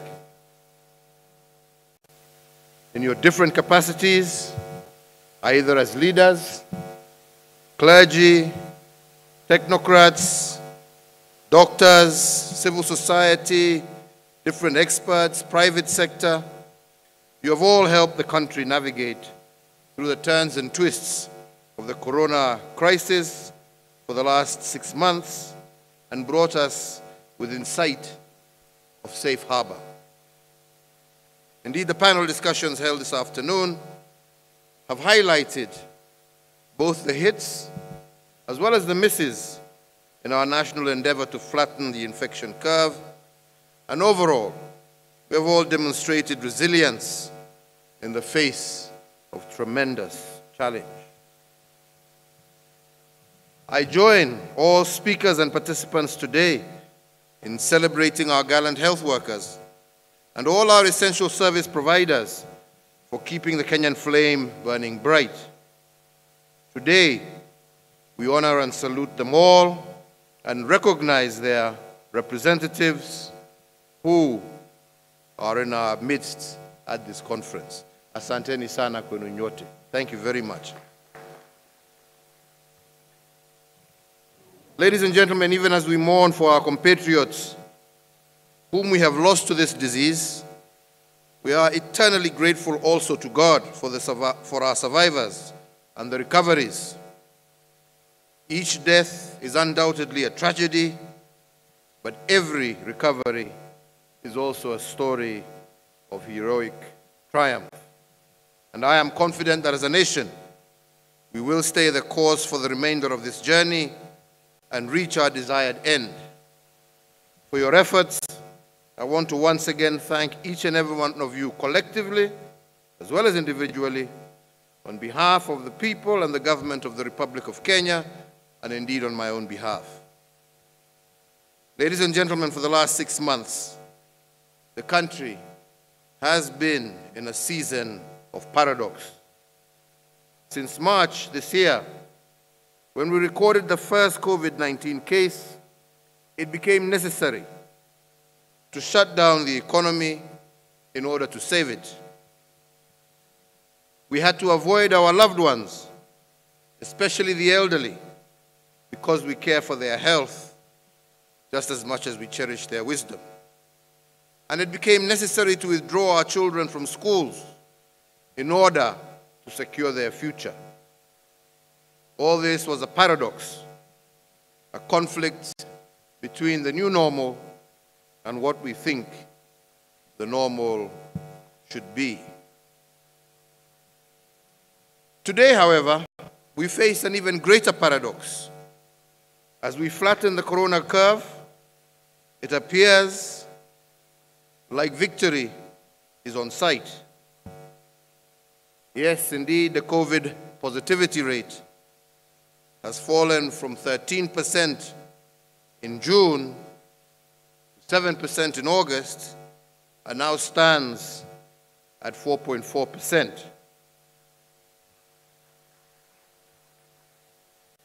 With these figures, we can all be tempted to celebrate, more so because we are now below the 5% positivity rate recommended by the World Health Organization for reopening. Yet these achievements are a paradox in themselves. And I say so because the greatest danger is always at that moment of victory. In fact, experience has taught us that we are most vulnerable and fragile at the moment where we think we have won. Indeed, as my brother, the Honorable Musalia Mudavadi said, I'm not saying this to belittle the achievements that we have made, but just, indeed, as he told us, only asking us to incline on the side of caution. If we have won one battle against COVID-19, we have not yet won the war. The possibility of a second wave of this pandemic is real, as we have seen in other countries.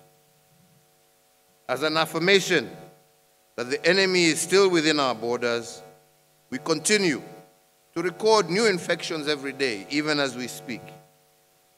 And in that regard, to forestall what is happening elsewhere, we must continue adhering to the protocols issued by the Ministry of Health.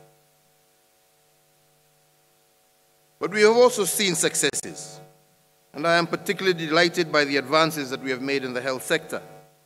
When we were hit with this pandemic in March this year, we only had 8 infectious disease isolation beds countrywide. 7 days exactly after the first COVID case was reported, we were able to increase this bed capacity to 60.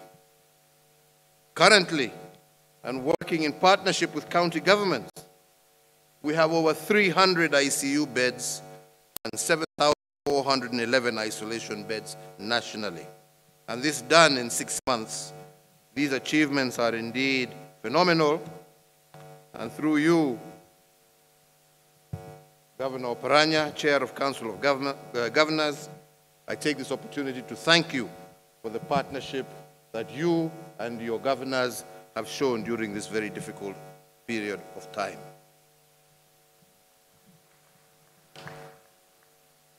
In fact, in this period of 6 months, we have actually installed more medical equipment than has ever happened since our country's independence.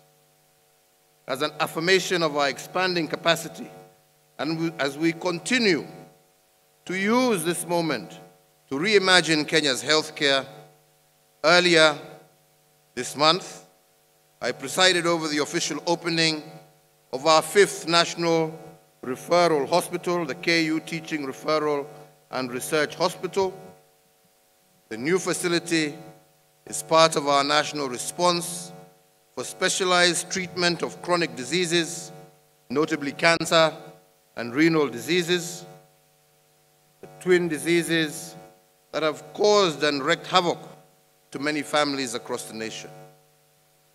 In that regard, once the KU Integrated Molecular Imaging Center is completed by March of next year, there will no longer be need for any Kenyan to travel abroad in search for specialized treatment, cancer treatment,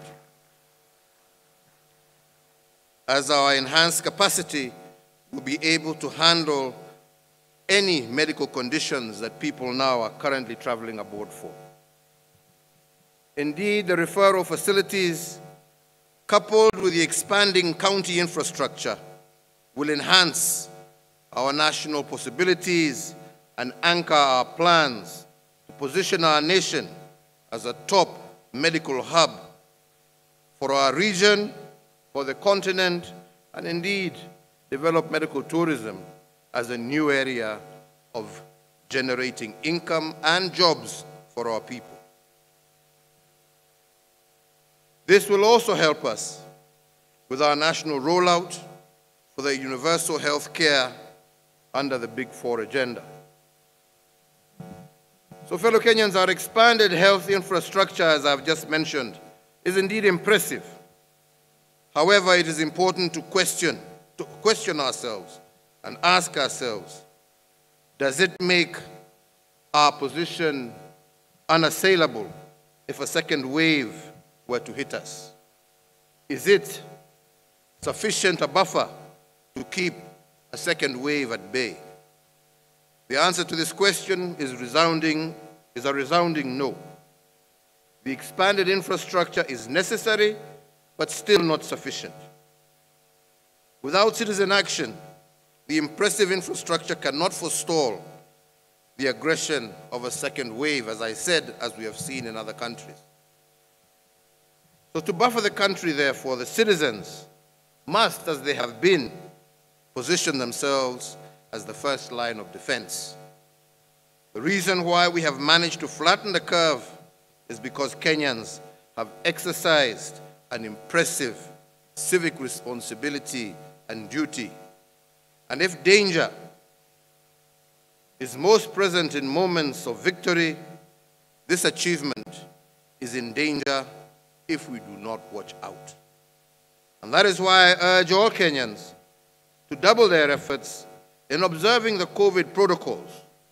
We have got this far because we, the citizens, were the first line of defense against the pandemic.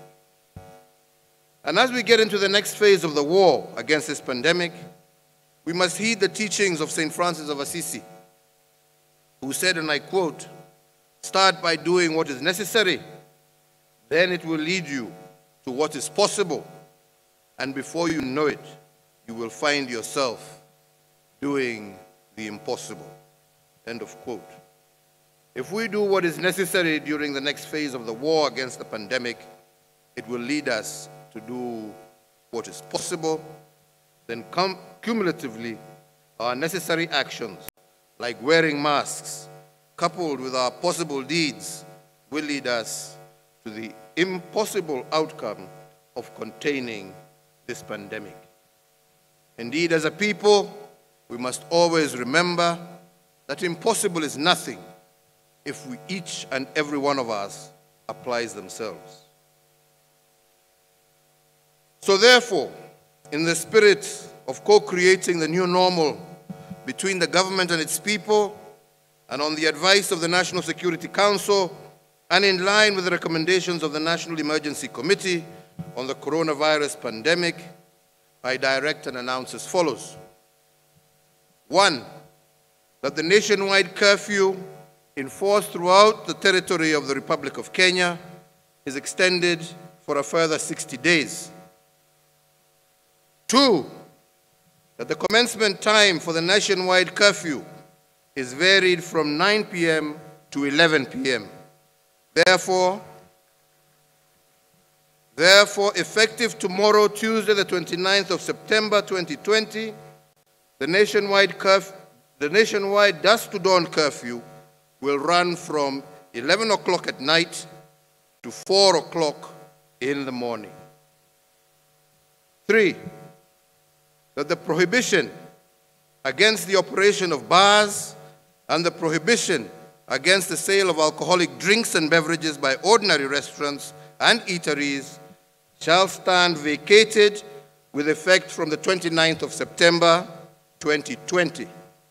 Unaweza kukunywa pombe, sawa. 4, that the closing time for all bars and restaurants and eateries shall be 10 p.m. every day with effect from the 29th of September 2020, and their operations shall be with strict adherence to the applicable guidelines and protocols issued by the Ministry of Health.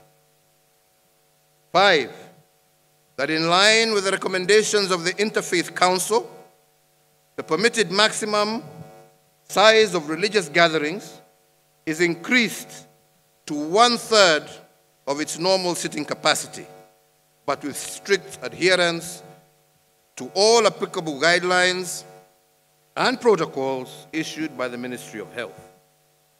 6, that the permitted maximum number of persons attending funerals and weddings is reviewed upwards from 100 to 200, but with strict adherence to all applicable guidelines and protocols issued by the Ministry of Health.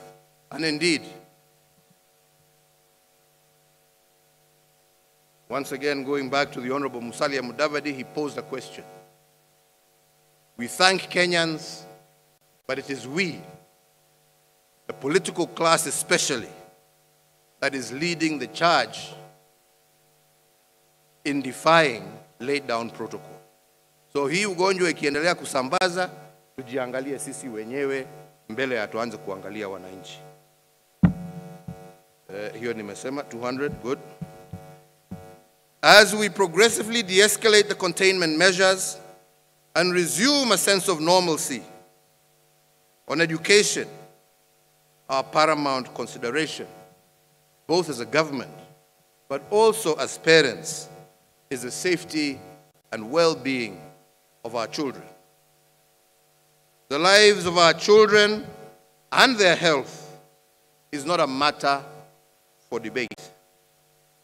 Learning institutions, therefore, should only be reopened when we have and can sufficiently guarantee the safety of all our children. And here, I really would plead with Kenyans, let us not focus ourselves on when schools will reopen, but how shall these schools open in a manner that protects our children and protects their lives and their health. Tafadhali, tusiwe tunapigana juu ya mambo ambaye, let us think first about their health and well-being, and once we have established how, then together we will agree when. So therefore, the resumption of in-person learning must be predicated on strict adherence to the health protocols and guidelines as issued by the Ministry of Health. So therefore, I call upon the Cabinet Secretary for Education, once we have agreed on the how, he will thereafter immediately issue a calendar for the resumption of the 2020 academic year, if it is to be, or if it is going to be 2021. Hiyo ni kulingana na directives na vile tutakubaliana how. As I give these directives, I underscore the need to continue adhering to the health guidelines and protocols to avoid losing the gains we have made thus far. And to also say again that I will not hesitate to escalate containment measures in the event that any of these indicators that we know start to rise again.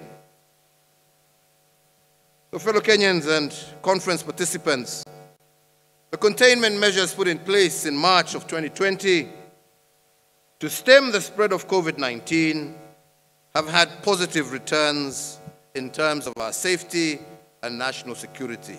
This is something most people have not actually noted. In the 6 months since we started the containment measures, crime has exhibited a 21% average decline, and traffic accidents have reduced by an average of 10%.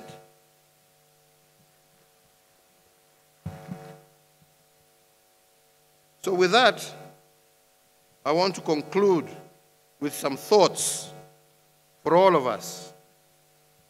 As I said, especially with regard to our economy, and as I said earlier, that we are living in a season of paradox, an age where our new reality is a conflict with what we feel reality should be.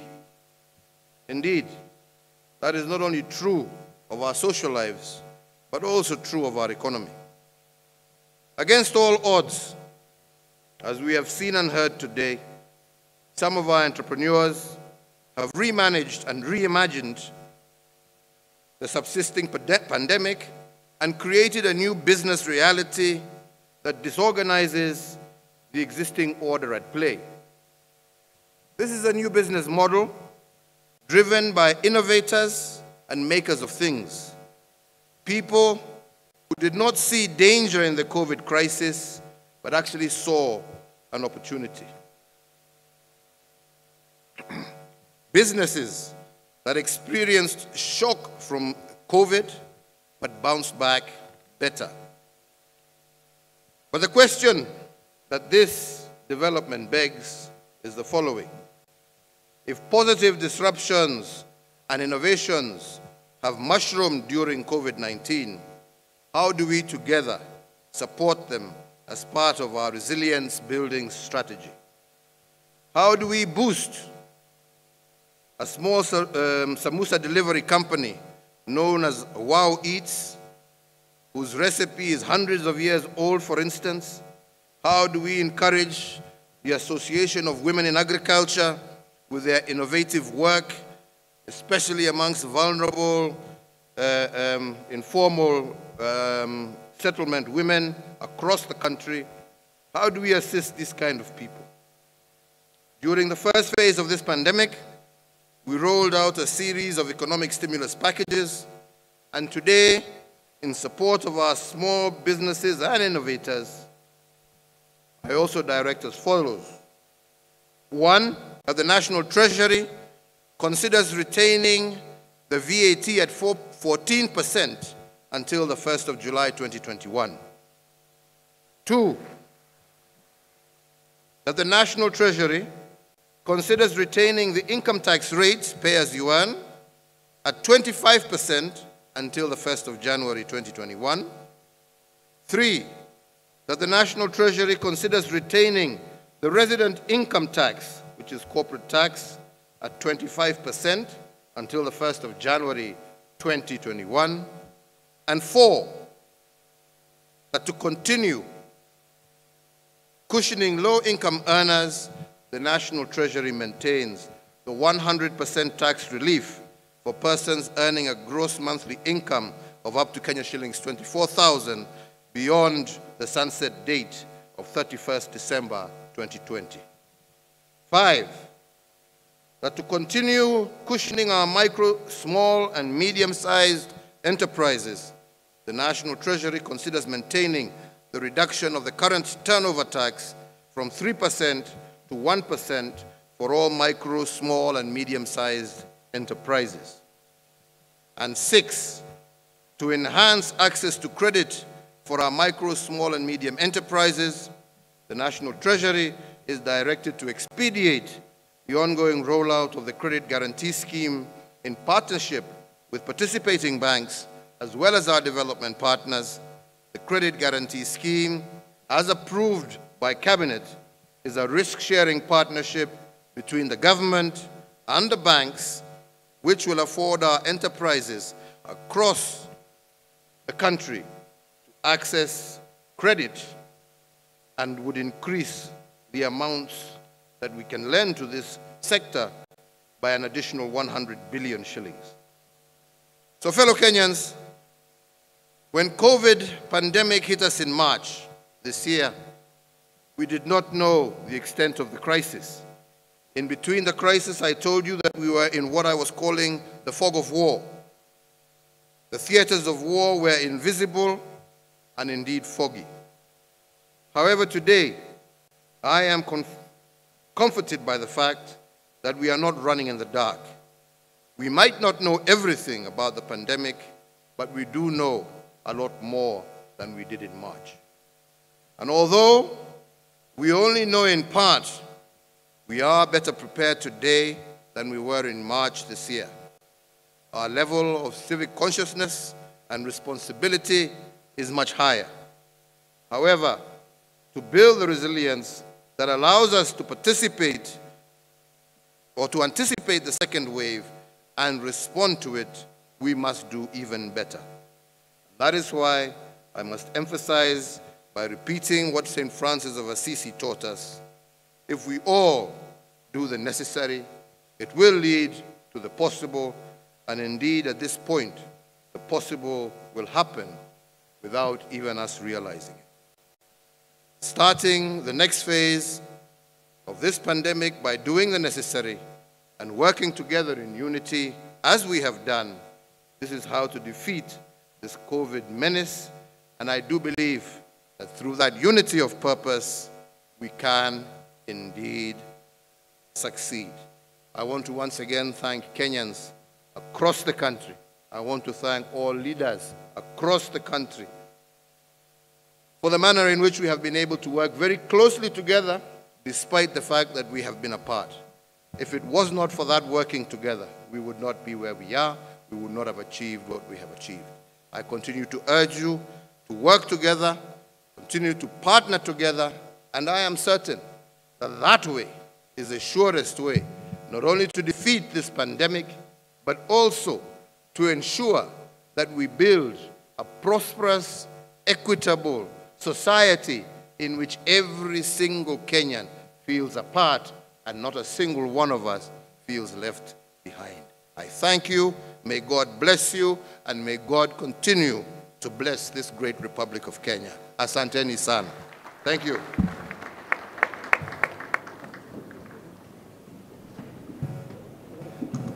Asante. Naomba sote tusimame wima kwa wimbo wa taifa.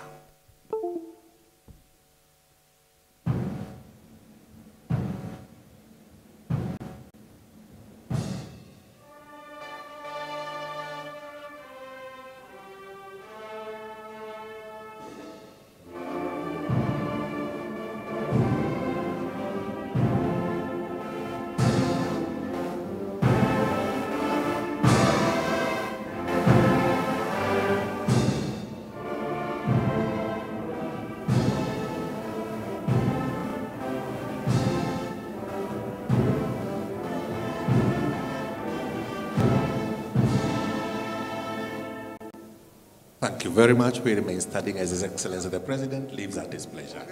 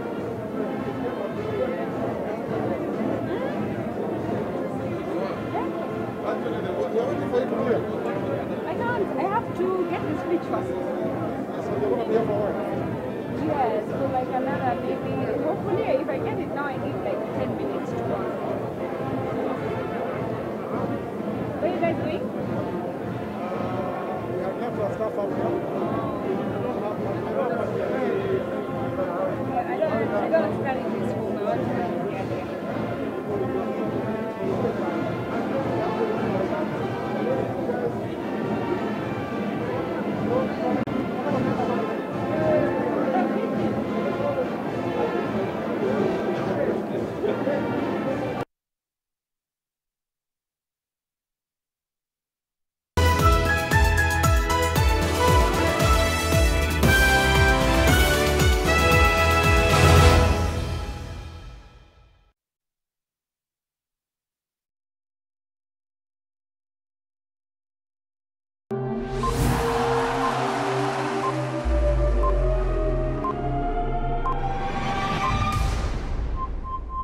Let's go Kenya. I want to encourage all people in Kenya to visit the national parks, game parks, conservancies, and make sure they experience what's happening in the conservancies and in our national parks.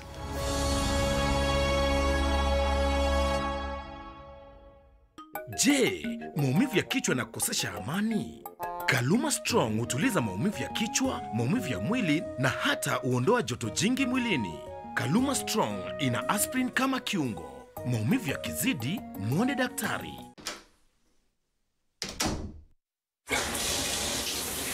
Shawa ni sawa, ukishawa na sawa.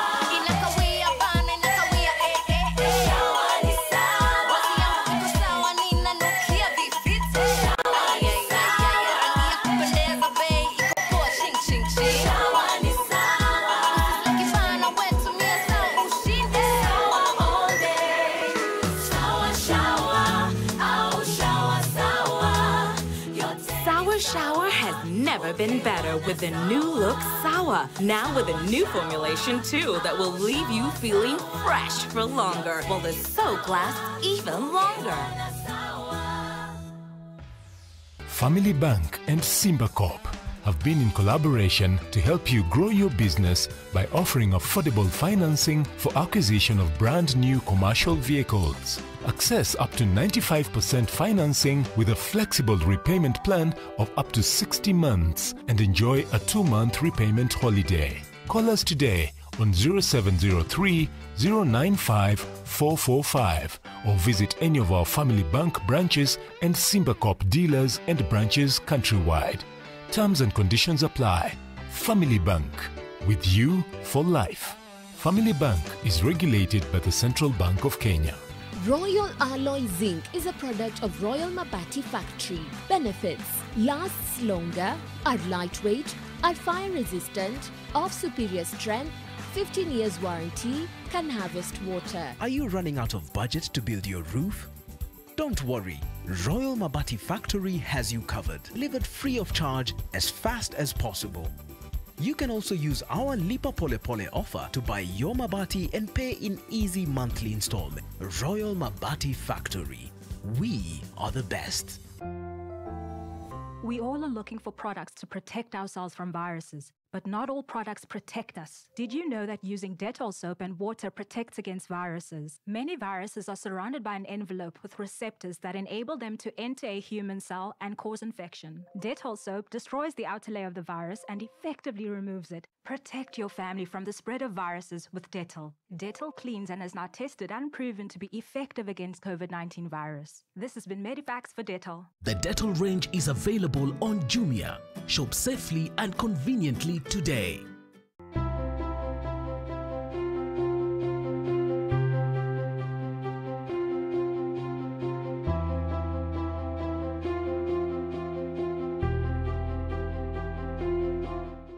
And we are very thankful because Equity Bank allowed us a moratorium of 2 years, and this has really sustained Optiven as an organization. Long live Equity, we value Equity Bank. Disinfect and protect your home with Jik. Jik kills 99.9% of illness-causing germs. Disinfect floors, kitchen and bathroom surfaces, and wash white clothes, towels, and dishcloths with Jik bleach. Just Jik it.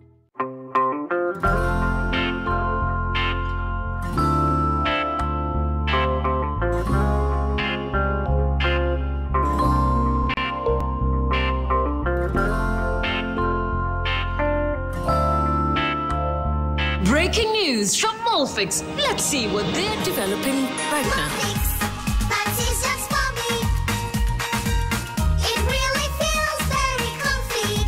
Molfix pants with anatomic fit technology.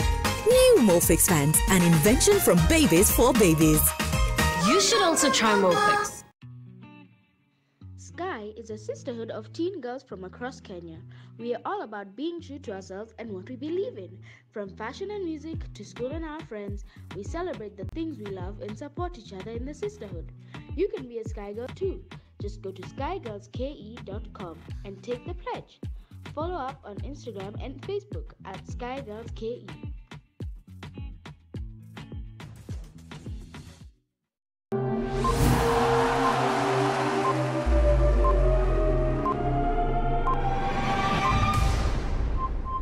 Let's go Kenya. I want to encourage all people in Kenya to visit the national parks, game parks, conservancies, and make sure they experience what's happening in the conservancies and in our national parks.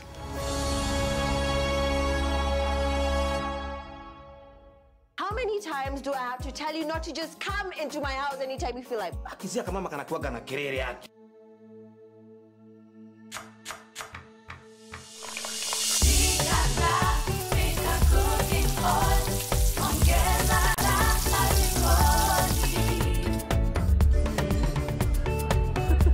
Tangu nianze kutumia Pika cooking oil, hata kabla sijaandaa chakula, kila mtu ataka kuonja. Nikuongeze zingine.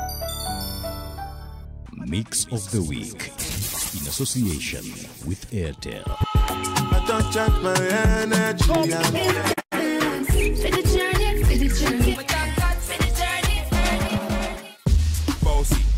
Bossy. Look in the mirror, say yes, I'm the best.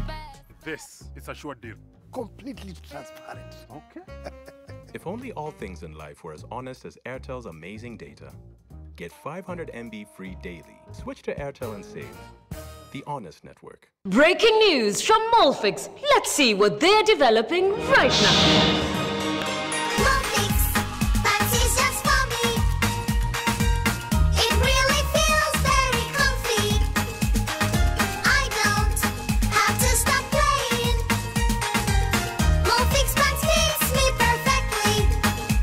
Invention from Molfix just for your baby. Molfix pants with anatomic fit technology. New Molfix pants, an invention from babies for babies. You should also try Molfix. Jisot Nabonga is back and it's big.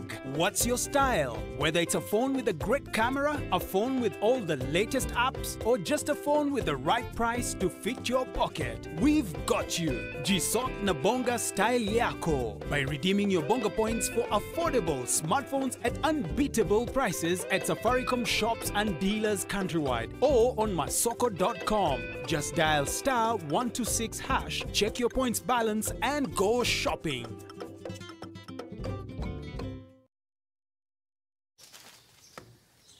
Melissa? Mom, it's Dad's birthday today. I'm giving him a party just like he gives me. Nothing makes a mother more proud than seeing her child growing up. But I know that as she learns to care for others, she'll face even more germs and the risk of illnesses. That's why you need strong Dettol protection. Just 1 cup of Dettol protects your home and family from up to 100 illness-causing germs. Growing up needs Dettol protection. The Dettol range is available on Jumia. Shop safely and conveniently today. Ah, Helen Paul. Hello, madam. Would you like to join us on this mission? Yes, but how? Just one question for you. How do you keep your toilet clean? I use regular detergent and bleach for washing and removing yellow stains. I've been using it for years. Oh, madam, the regular detergents and bleach are used for washing clothes. To disinfect your toilet properly, you need Harpic 10X. It is specially made for germs and stains removal. Harpic's thick formula settles on stains and gives 10 times better cleaning compared to regular detergents and bleach. Wow, now I'm convinced, Helen Paul. Really? Yeah. Now that she's part of the mission, the next house is yours. Oh my, oh my, oh my days. Life is wonderful. Life is wonderful. Life is wonderful. Life is wonderful. Never understood. Never understood. Life can be this good.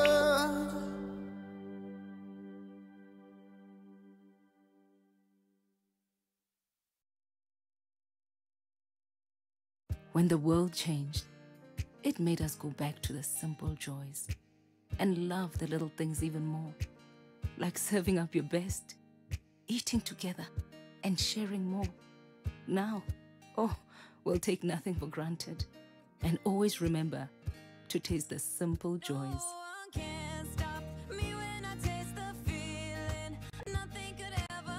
Coca-Cola. Taste the simple joys. Blue Band Margarine.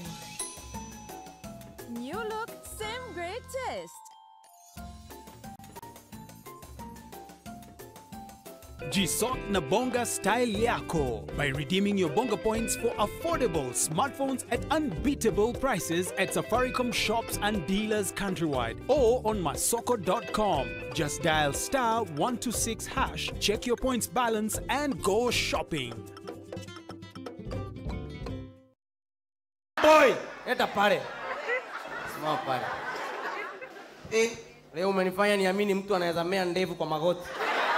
Hi everyone, welcome to the ITEL online launch. My name is MC Jesse. And we would like to tell you more about the ITEL brand. New ITEL. STT series, 6.3 dot notch screen, AI selfie 2.0, gallery draw, 2GB data bundle. ITEL TV, the earbuds, IFB 11 super slim power bank, the extension stream.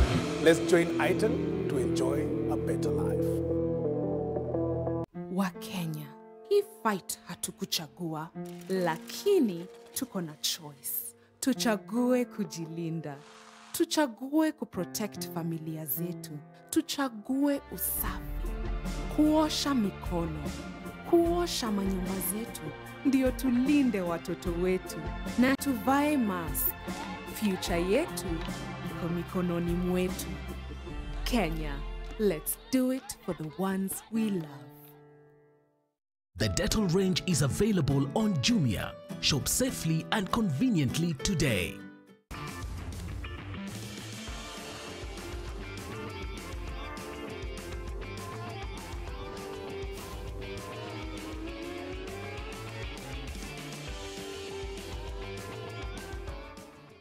Welcome to the Talent Search Show.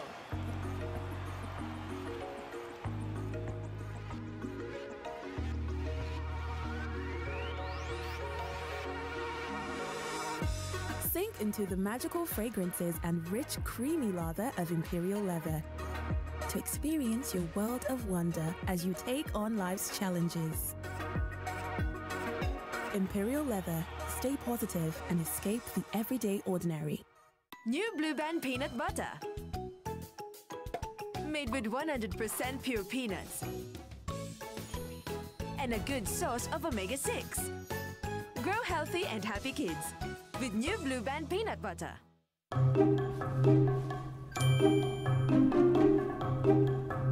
Shushu, wamesema hakuna harusi. Kwa nini? Hapana, haiwezekani. Mamisha harusi lazima itaendelea. Nani anasababisha harusi? Covid. Sababu ya Covid. Covid.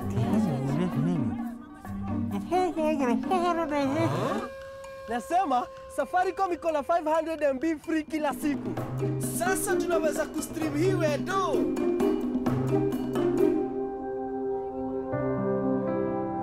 Hi, Shosho.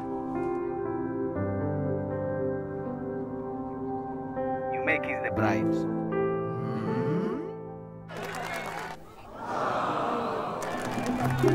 Get 500 MB free kila siku and never miss a moment. Dial *544# to activate your offer. Browse bila was on Kenya's best network.